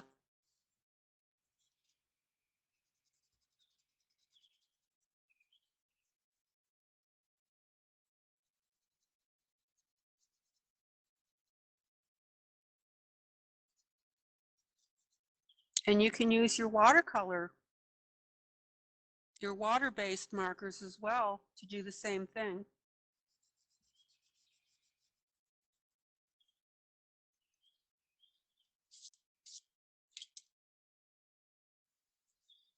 Oh, I do not like how this is.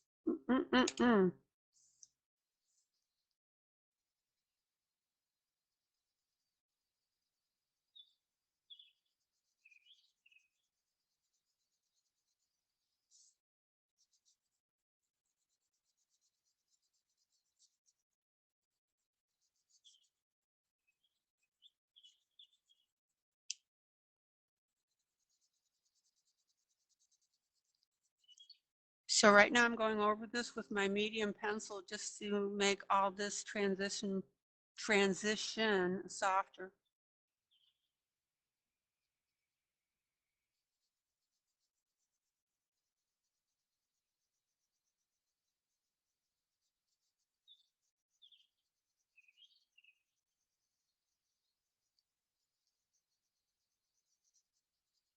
There we go.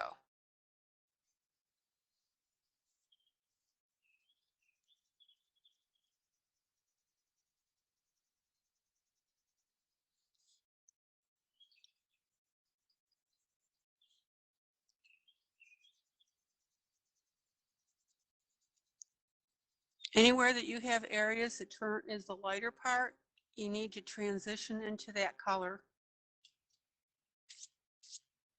And that's why I also always tell you don't end abruptly. Zoom in. Don't end abruptly with your darker color coming into your lighter. See how that's jagged right here and here?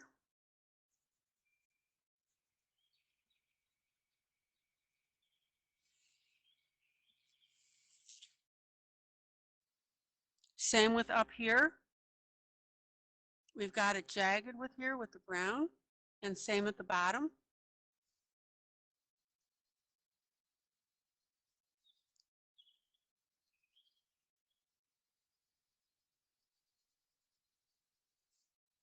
And you can see how all of this is turning out beautifully. Good night, Miss Pearl. All right.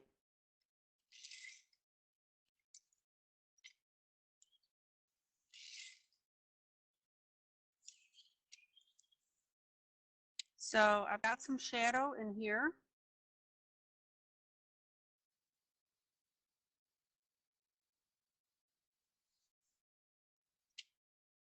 Zoom in. And then I'm going to use my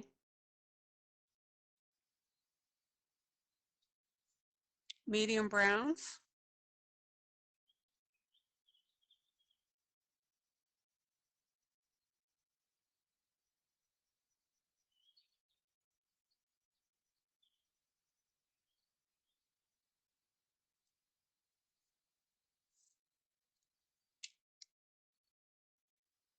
A little bit of darker brown right here.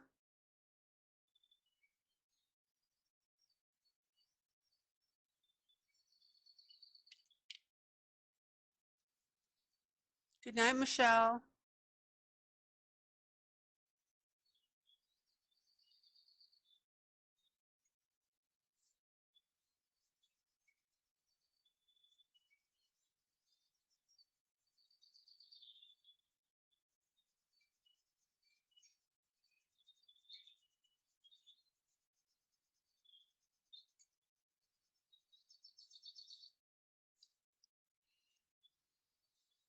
Now, I have a little twisty of hair right here that's coming this way. So I'm going to go ahead and just pop in a little bit of subtle shading.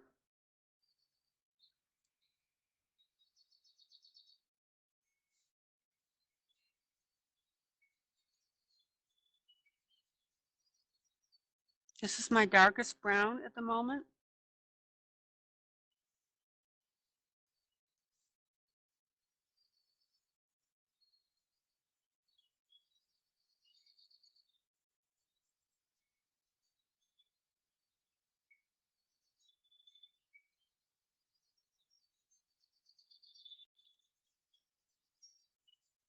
And then I'm going to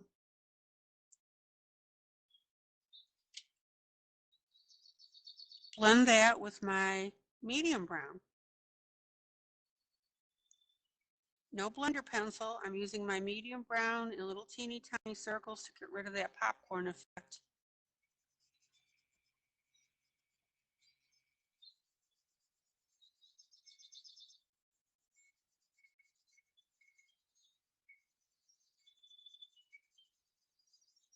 Now, when you do that, just be careful that you don't go overboard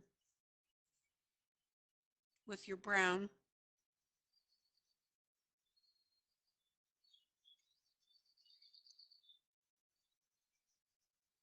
Once you reach the basic color that you want, that's where you want to go ahead and pop in very lightly with your blender pencil.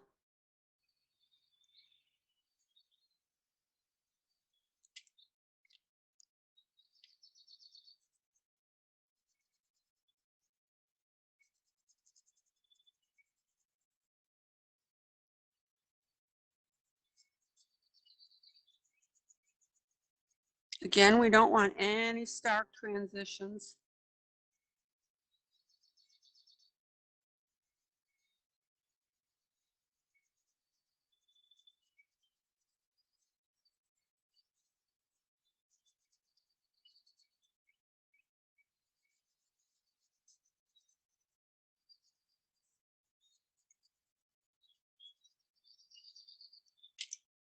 And I'm going to use my non-electric eraser just to get rid of that little bit of brown. I have to recolor that, the skin. Zoom out.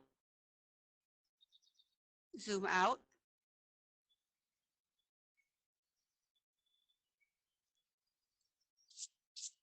What do you think? Let me grab some water.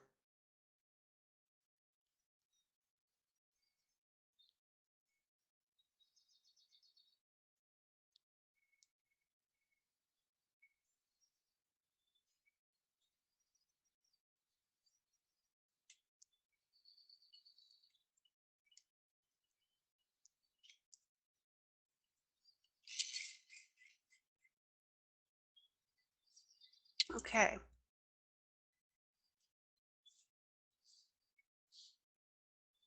Zoom in. Zoom in.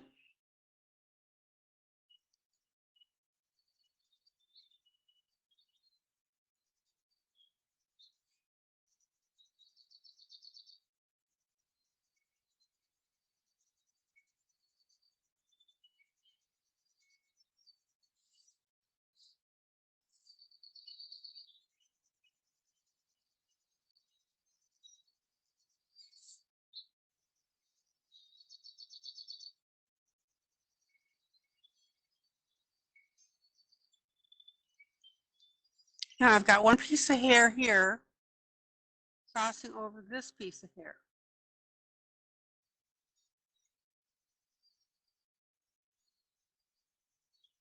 And even though the artist didn't indicate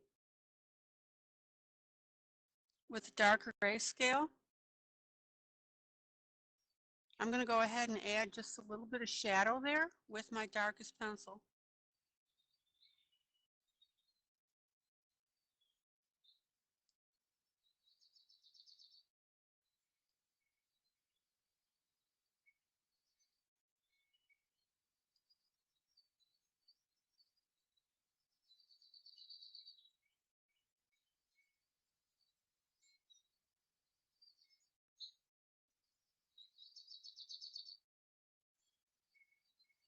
And I'm going to create that shadow on top.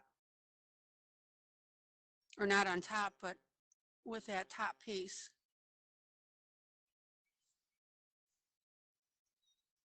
And then I'll go ahead and continue coloring here. Everybody see how I did that?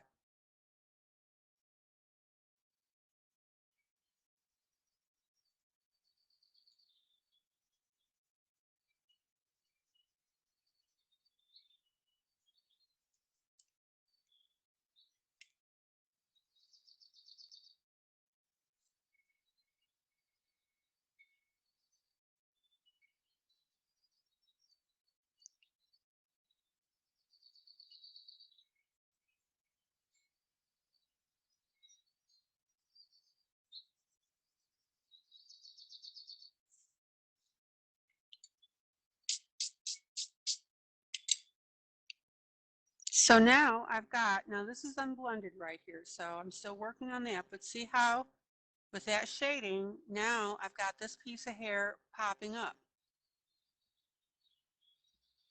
There you go. Hey, Julie, just to let you know, it's ILENE for ILene. And normally I do a capital I, capital L, and then an ENE. There we go.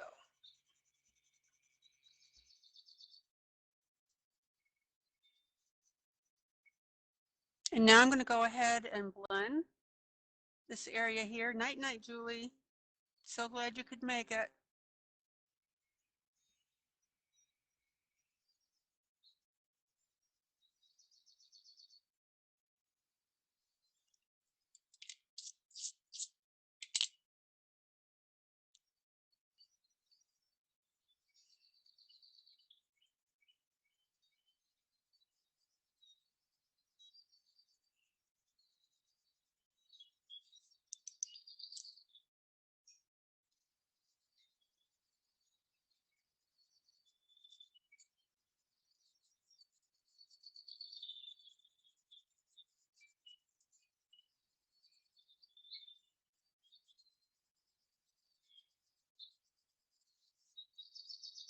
That's all right, Julie, no biggie. Zoom out. Okay, so everybody sees how I created that shadow underneath there. And again, that was something the artist did not put in. I added it.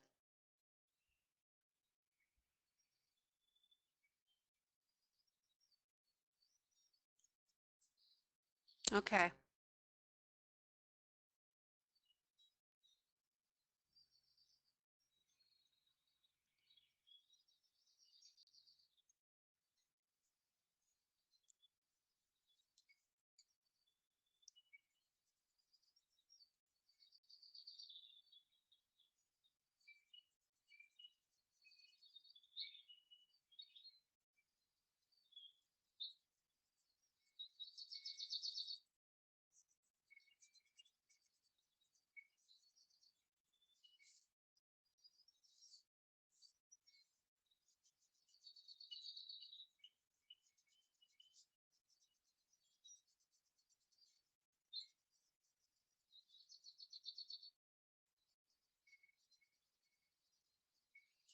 Now notice how I'm blending the brown and the light gold right here. You don't want anything sticking out like a sore thumb that doesn't look like it doesn't belong there.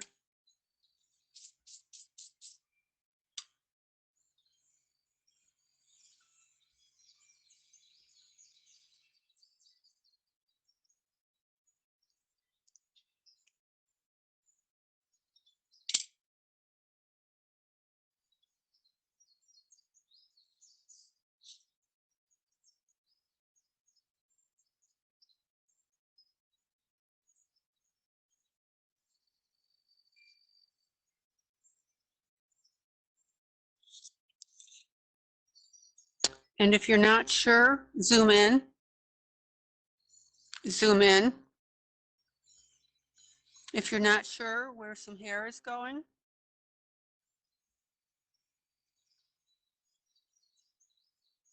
go ahead and do the space, the ones next to it, until you figure out the lay of the land.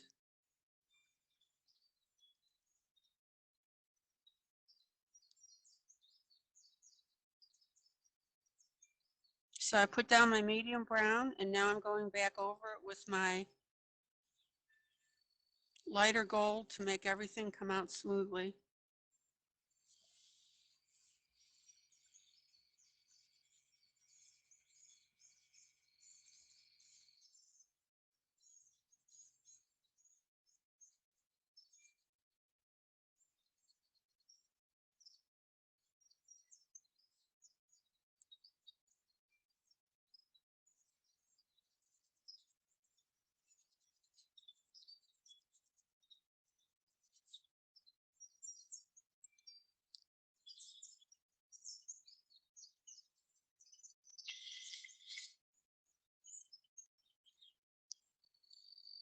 All right.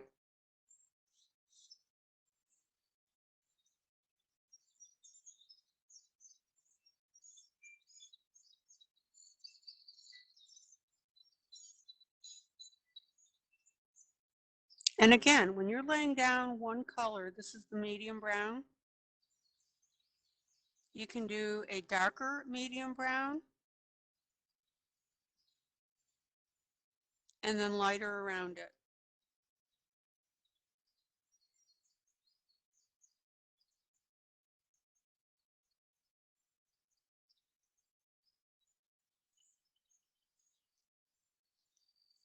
And I'm going to blend over my medium brown with my gold.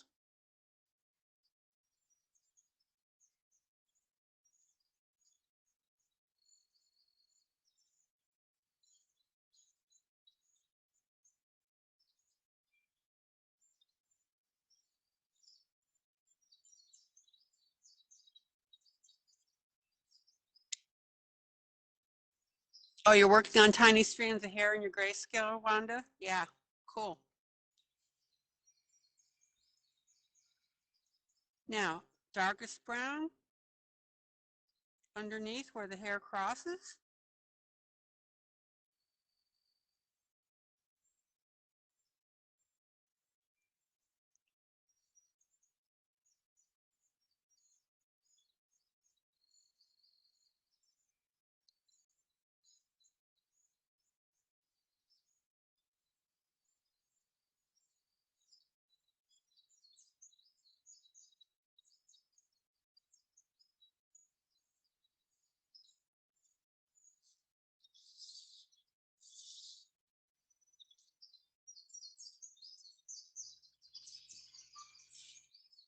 And then back to my medium brown.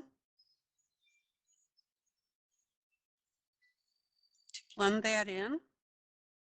You never ever want an abrupt change in color, okay?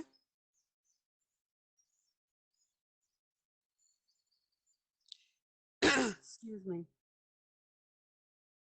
Let me grab some water. Zoom out.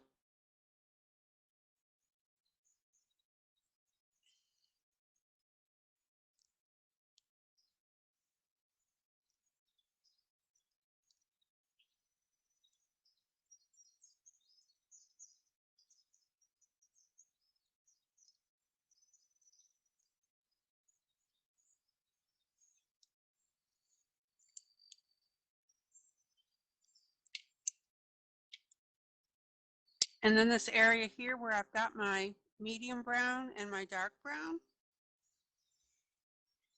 I'm going to go ahead and go over that with my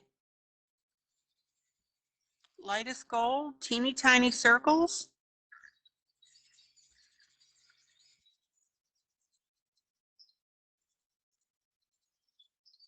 And between the combination of the grayscale underneath, the medium brown, and the gold, we've got a really nice result.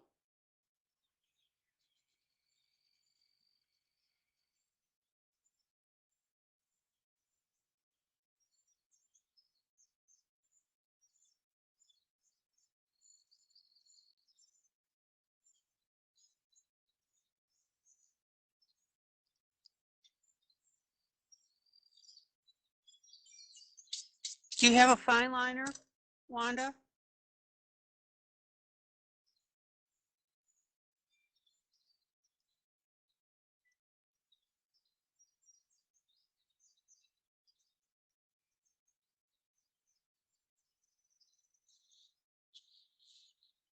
Zoom in.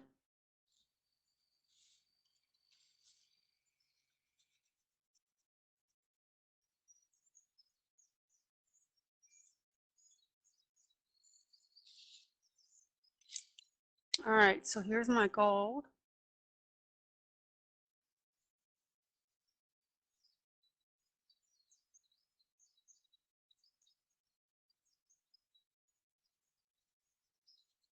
Try saturating a toothpick with your color. Do you have any paint? Yeah, you've got acrylics, right?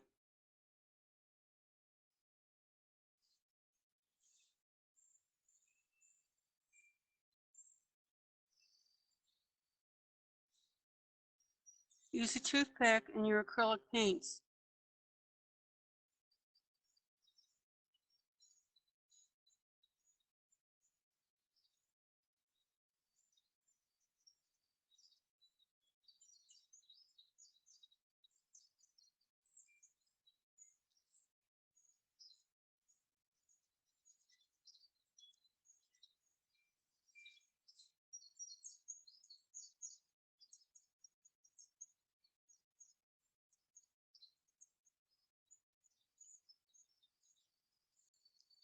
Now, I want to show you here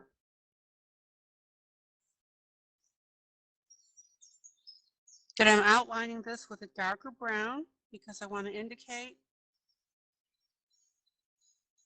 a shadow, and that shadow is where the hair is curling in this way.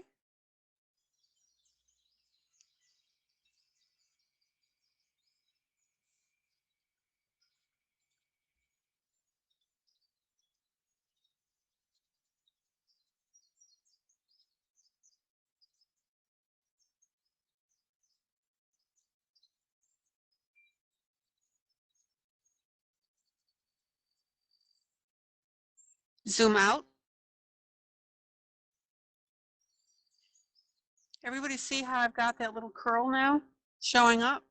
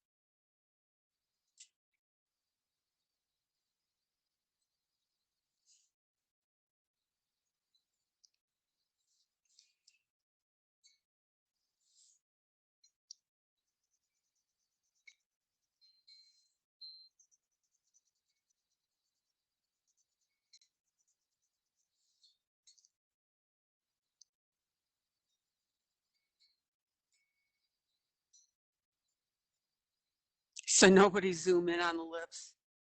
Thank you, Jojo. I'm glad it's looking good.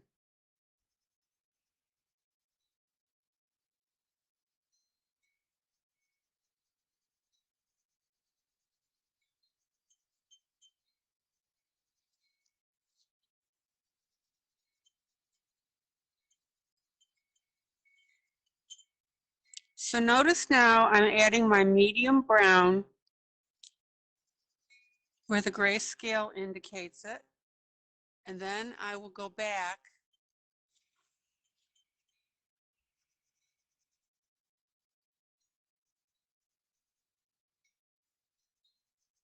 and start adding in the different highlights and shading, right?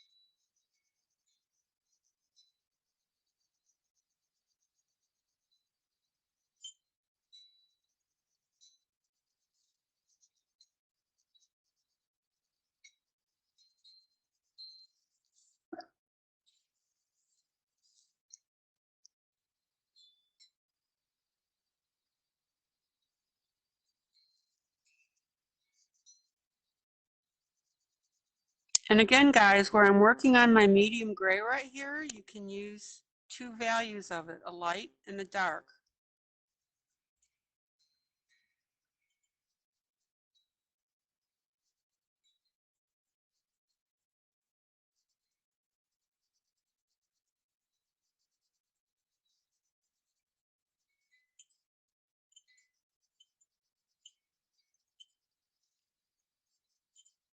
So notice on the gray here, it's all within the medium gray range that I'm coloring this.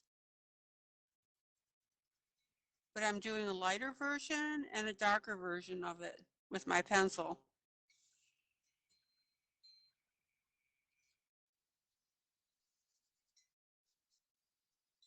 Hi, Stephanie.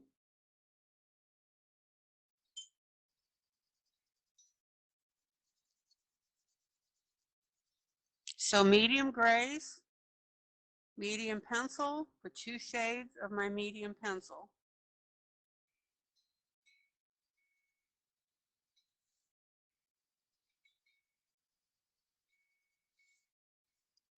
Zoom in.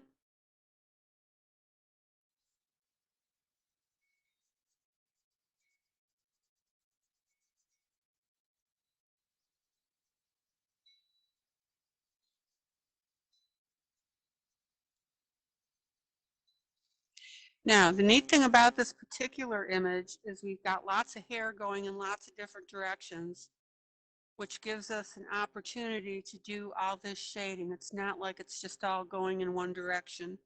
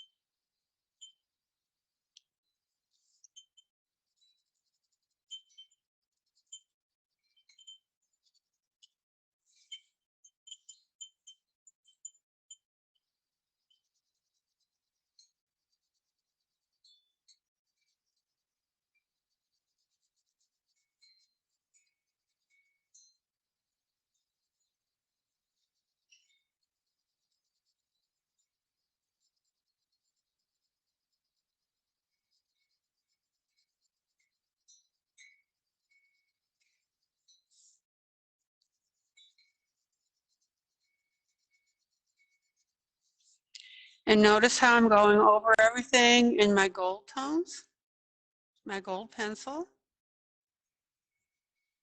which is having that brown show through beautifully, but it's not the plain gold that we have in just the highlight areas.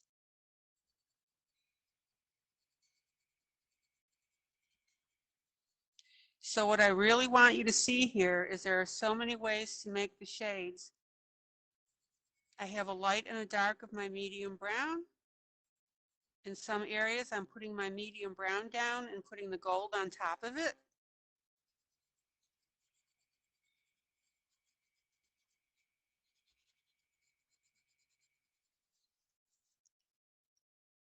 Zoom out.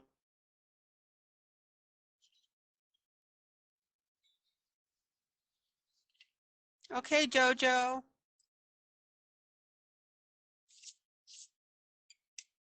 Hope to see you more often.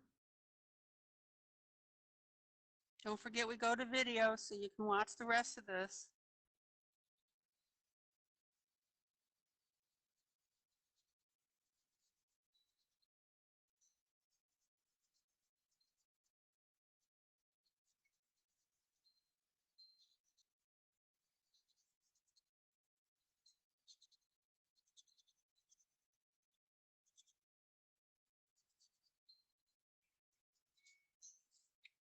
Zoom out.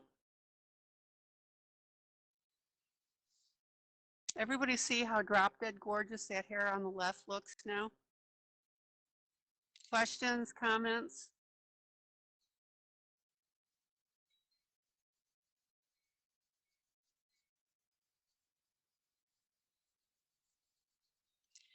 And this is where you'll go back, and if you have any stark changes in color, this is where you want to work on your blending.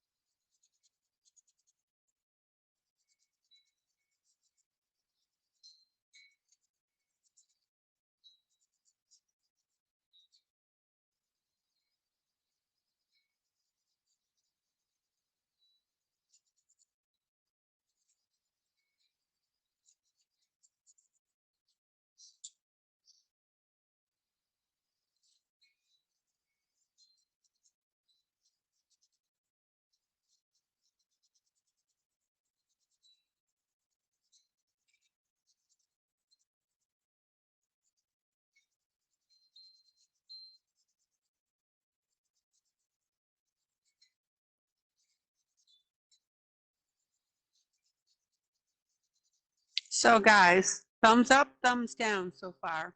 What do you think?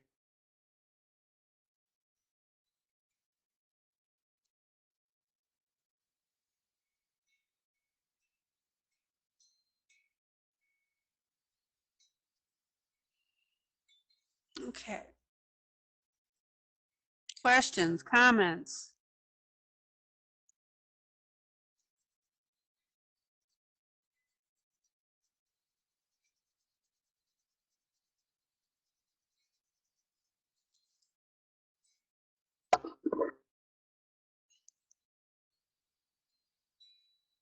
Again, guys, when you do grayscale, don't go brain dead. It's not just a matter of sitting here and scribbling in a color on a light or dark area. Okay.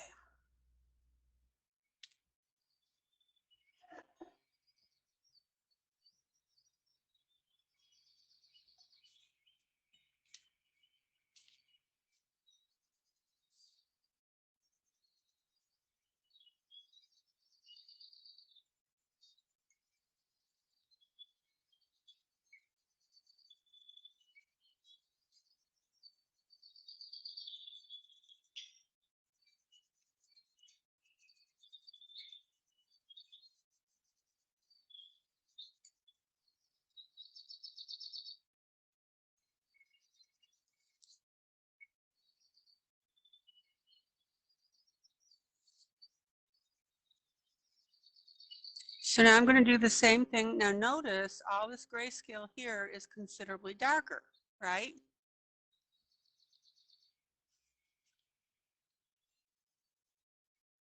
So I'm tinting over the top with my medium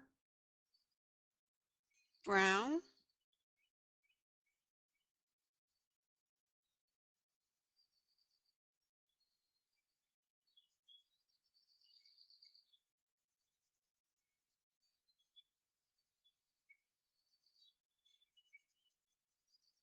And then this is where you come back and you go ahead and add your different shades.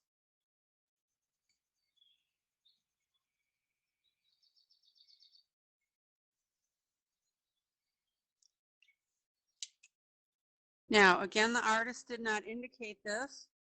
Zoom in, zoom in. So right next to the butterfly wings, I'm going to go ahead and add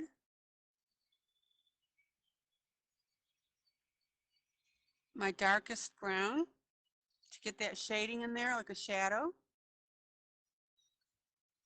Don't need a lot.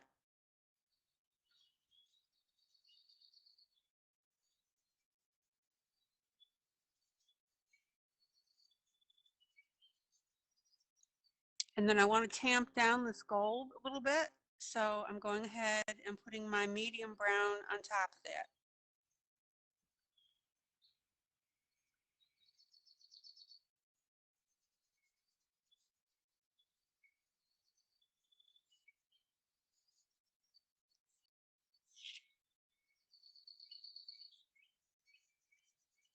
So Wanda, what did you end up doing with the lips?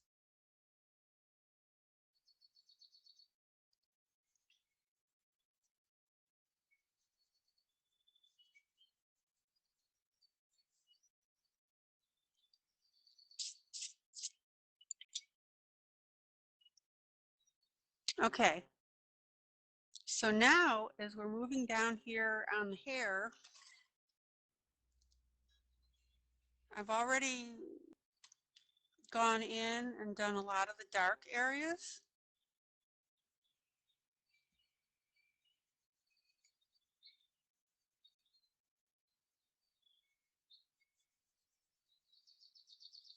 But if you notice, this hair here is not as distinct on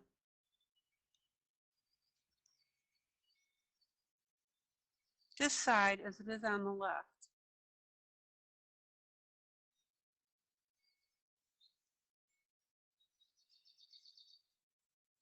So I'm going ahead with my medium brown and I'm tinting the area.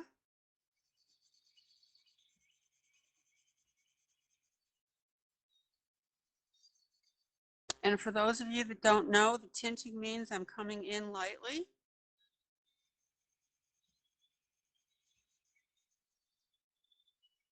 With my brown.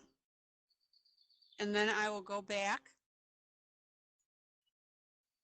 and I'll start highlighting those areas that are coming through the tints.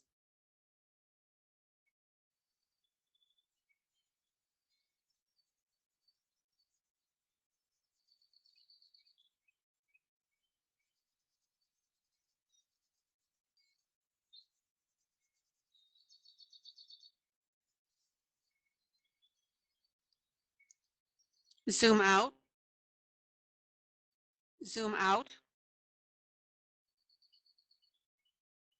zoom out.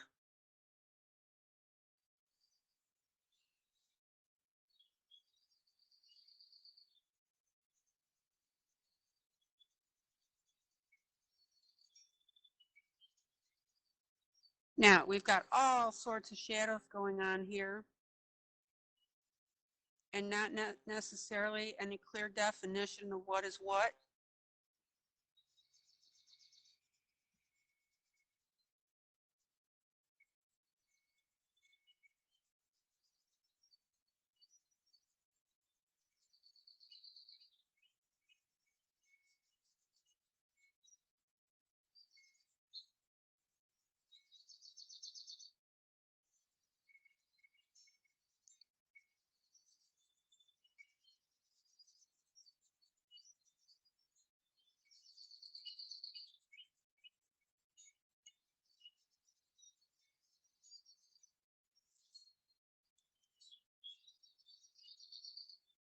Now, we've got a lot of light color on the left, so I want to go ahead and pick that up on this side. So I'm going to take my gold, my lightest color, and I'm going to go over this brown.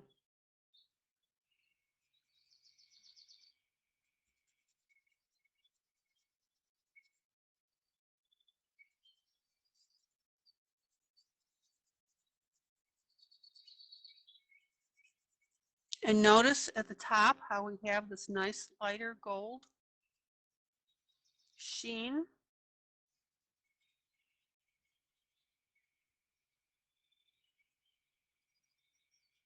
And like Dawn did that one night, I happen to be using the side of my pencil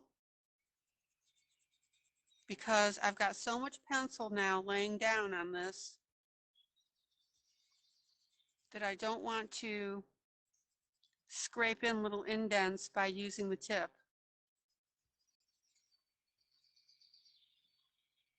What are the pearl things called? The dots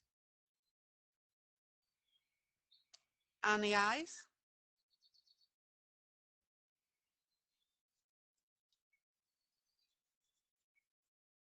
of the butterfly.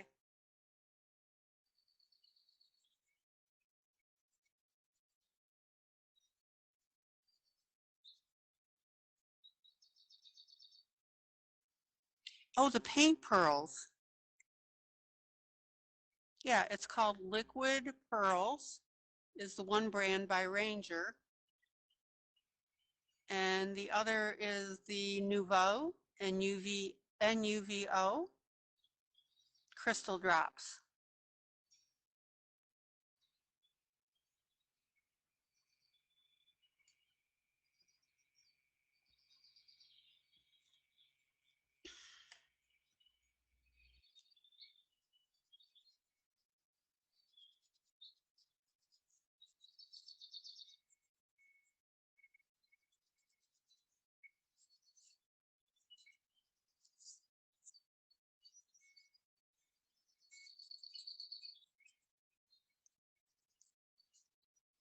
Yeah, I like both so far.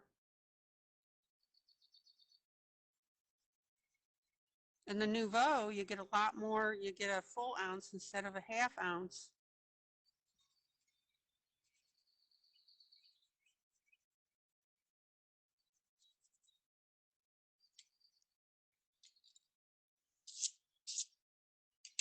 Zoom out.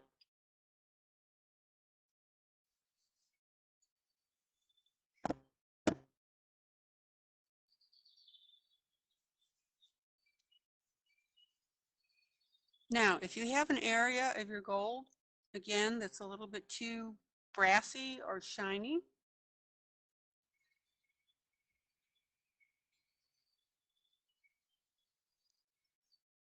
just go ahead and mute it with one of your darker colors. In this case, I'm using the medium brown.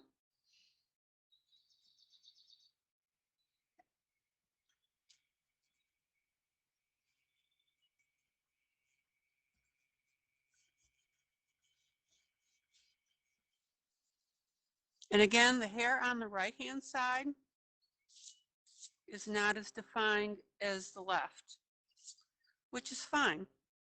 That's what they chose to do, the artist, with this. Now, I'm still going to work on getting those streaks out of here. I want that blended a little more.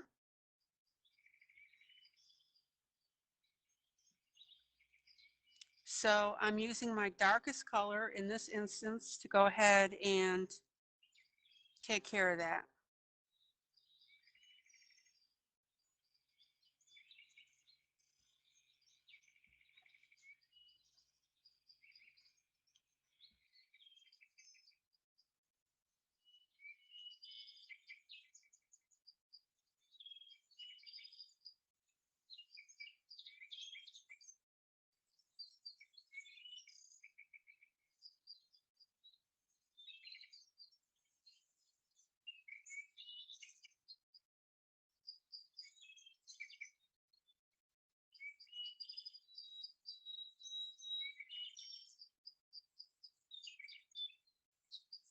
Much better. And then again, rubbing with my finger.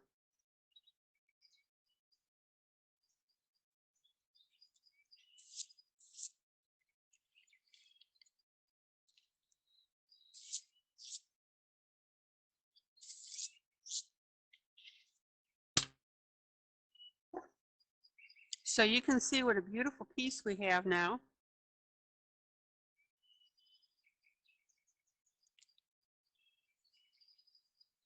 I need to fix one little area here where I had to erase the skin because I was fixing something on the hair. Now,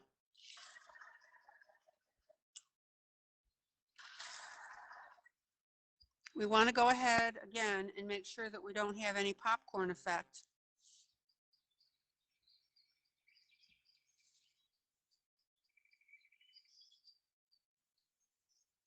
So sometimes what I like to do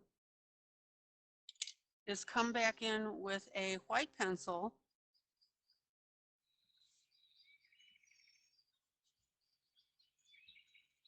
and go over some of those areas judiciously.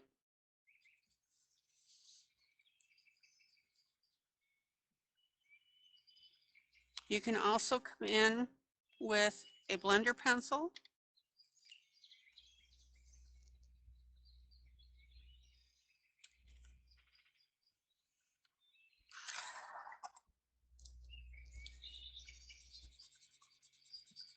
which actually I prefer than the white pencil based on what I was starting to see.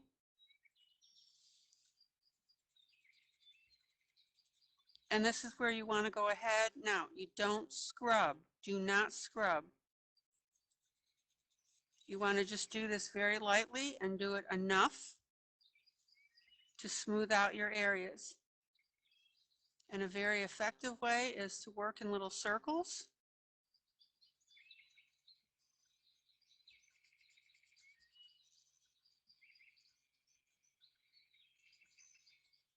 Depending on where you are, or just the straight, zoom in.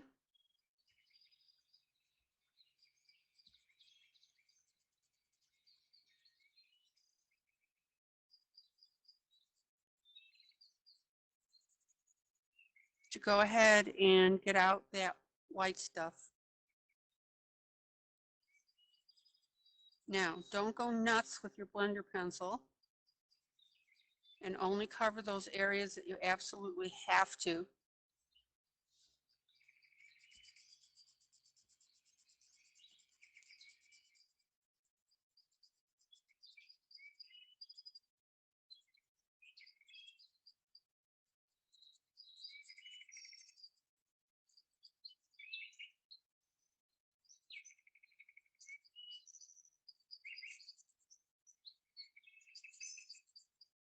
And remember that your areas now that go over the gold, like right here, you want to streak that to make it look more natural. You know how I've always told you, one color going into another, do not end it in a blunt, squared off line, right?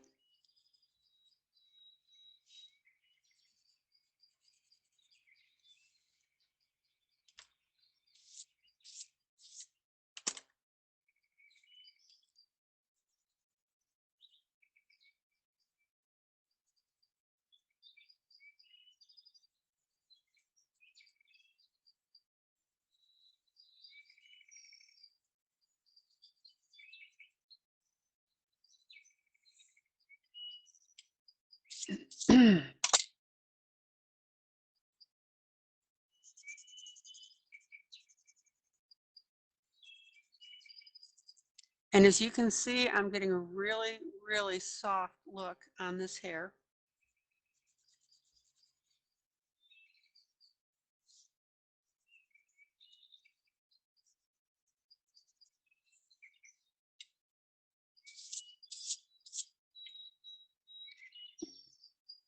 Zoom out.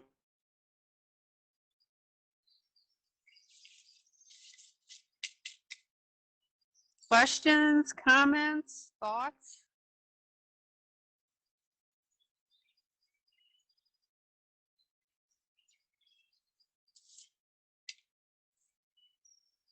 And then the right-hand side, I have just enough shading here and coloring.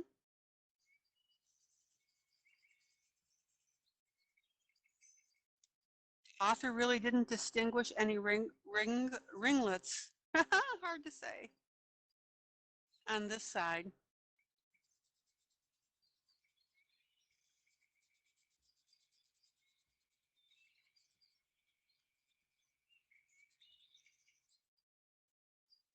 So we're okay with the somewhat mushier look on that.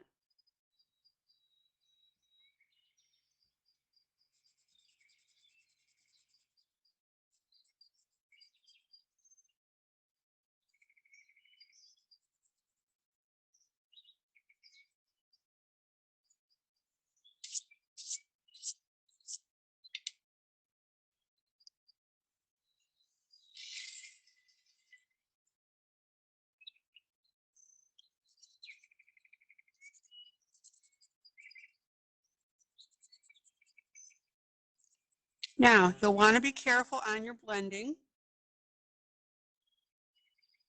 because you don't want to overblend, which is going to cause problems with gray coming up.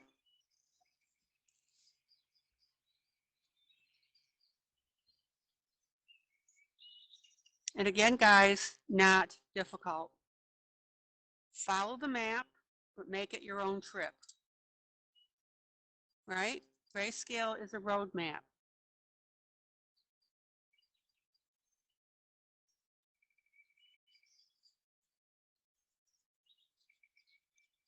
And at this point, if you want to start tweaking it a little bit, yeah, basically, I mean, I've got to do her neck. And then what I'm going to do is go around with a black pen on the outside, zoom in, zoom in. So I want to smooth out this eyeshadow color. I'm just going to tweak it a little bit.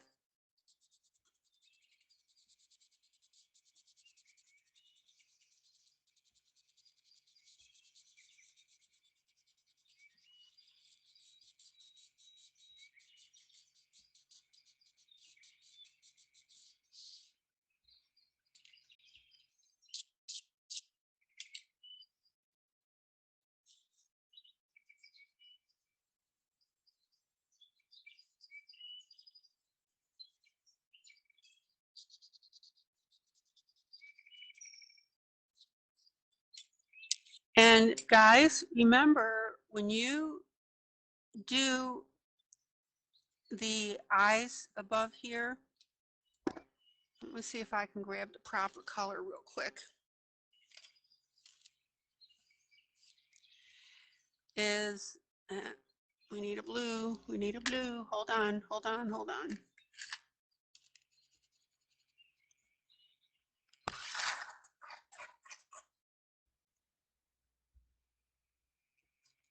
Is you want to add, I always like to add that extra little crease. See that? Now, don't get stupid with it. You just add a little bit, and then you want to go ahead and smudge that. Everybody see how realistic now that looks? How many of us have put eye makeup on? Well, when the eyelid, when you open your eye, it rolls up your eyelid a little bit. And then you get that little bit of makeup in there that gathers. So look how cool that looks now. Just little touches like that, and don't overdo it.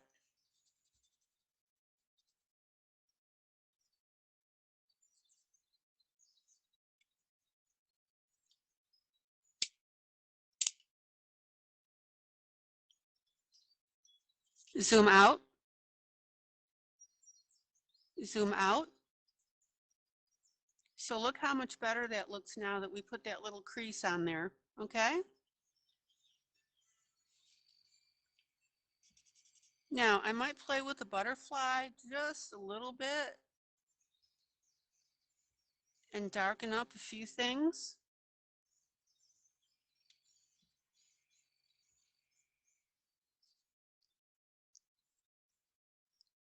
But I think overall we've got a terrific looking piece. And like I said, I just need to add a little skin color around the neck here. So basically, other than adding the extra black to darken this, to really make that show up, I think I'm gonna call this one done. All right. Anybody have any questions or comments?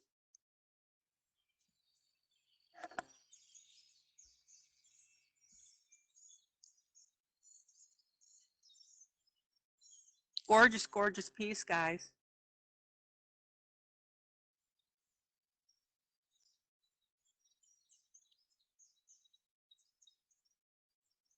The only other thing I might do before Maddie says something to me about it is I'm going to put just a tint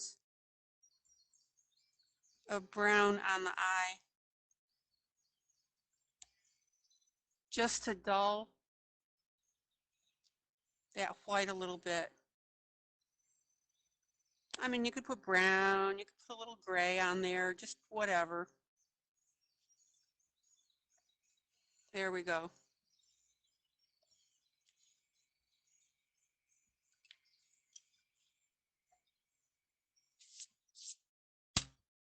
Not hard, guys. Absolutely not hard, and very enjoyable to do. And the result is a DDG, drop dead gorgeous. I just put a really light shade on her nails because I didn't want to take away from the rest of what was going on.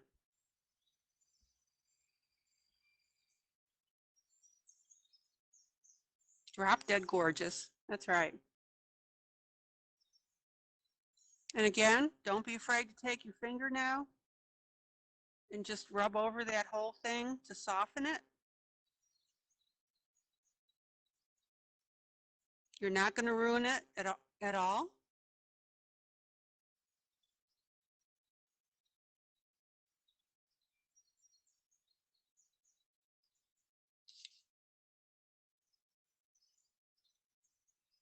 I think we're in good shape, guys.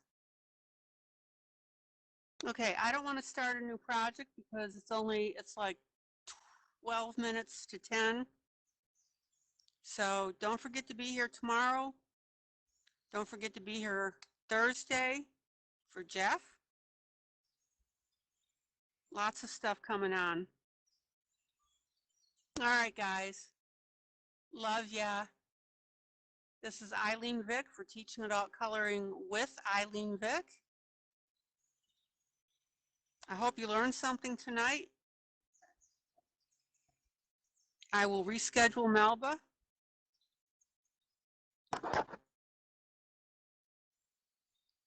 And I can't wait to get her back on because we're going to have a wonderful, wonderful session with her.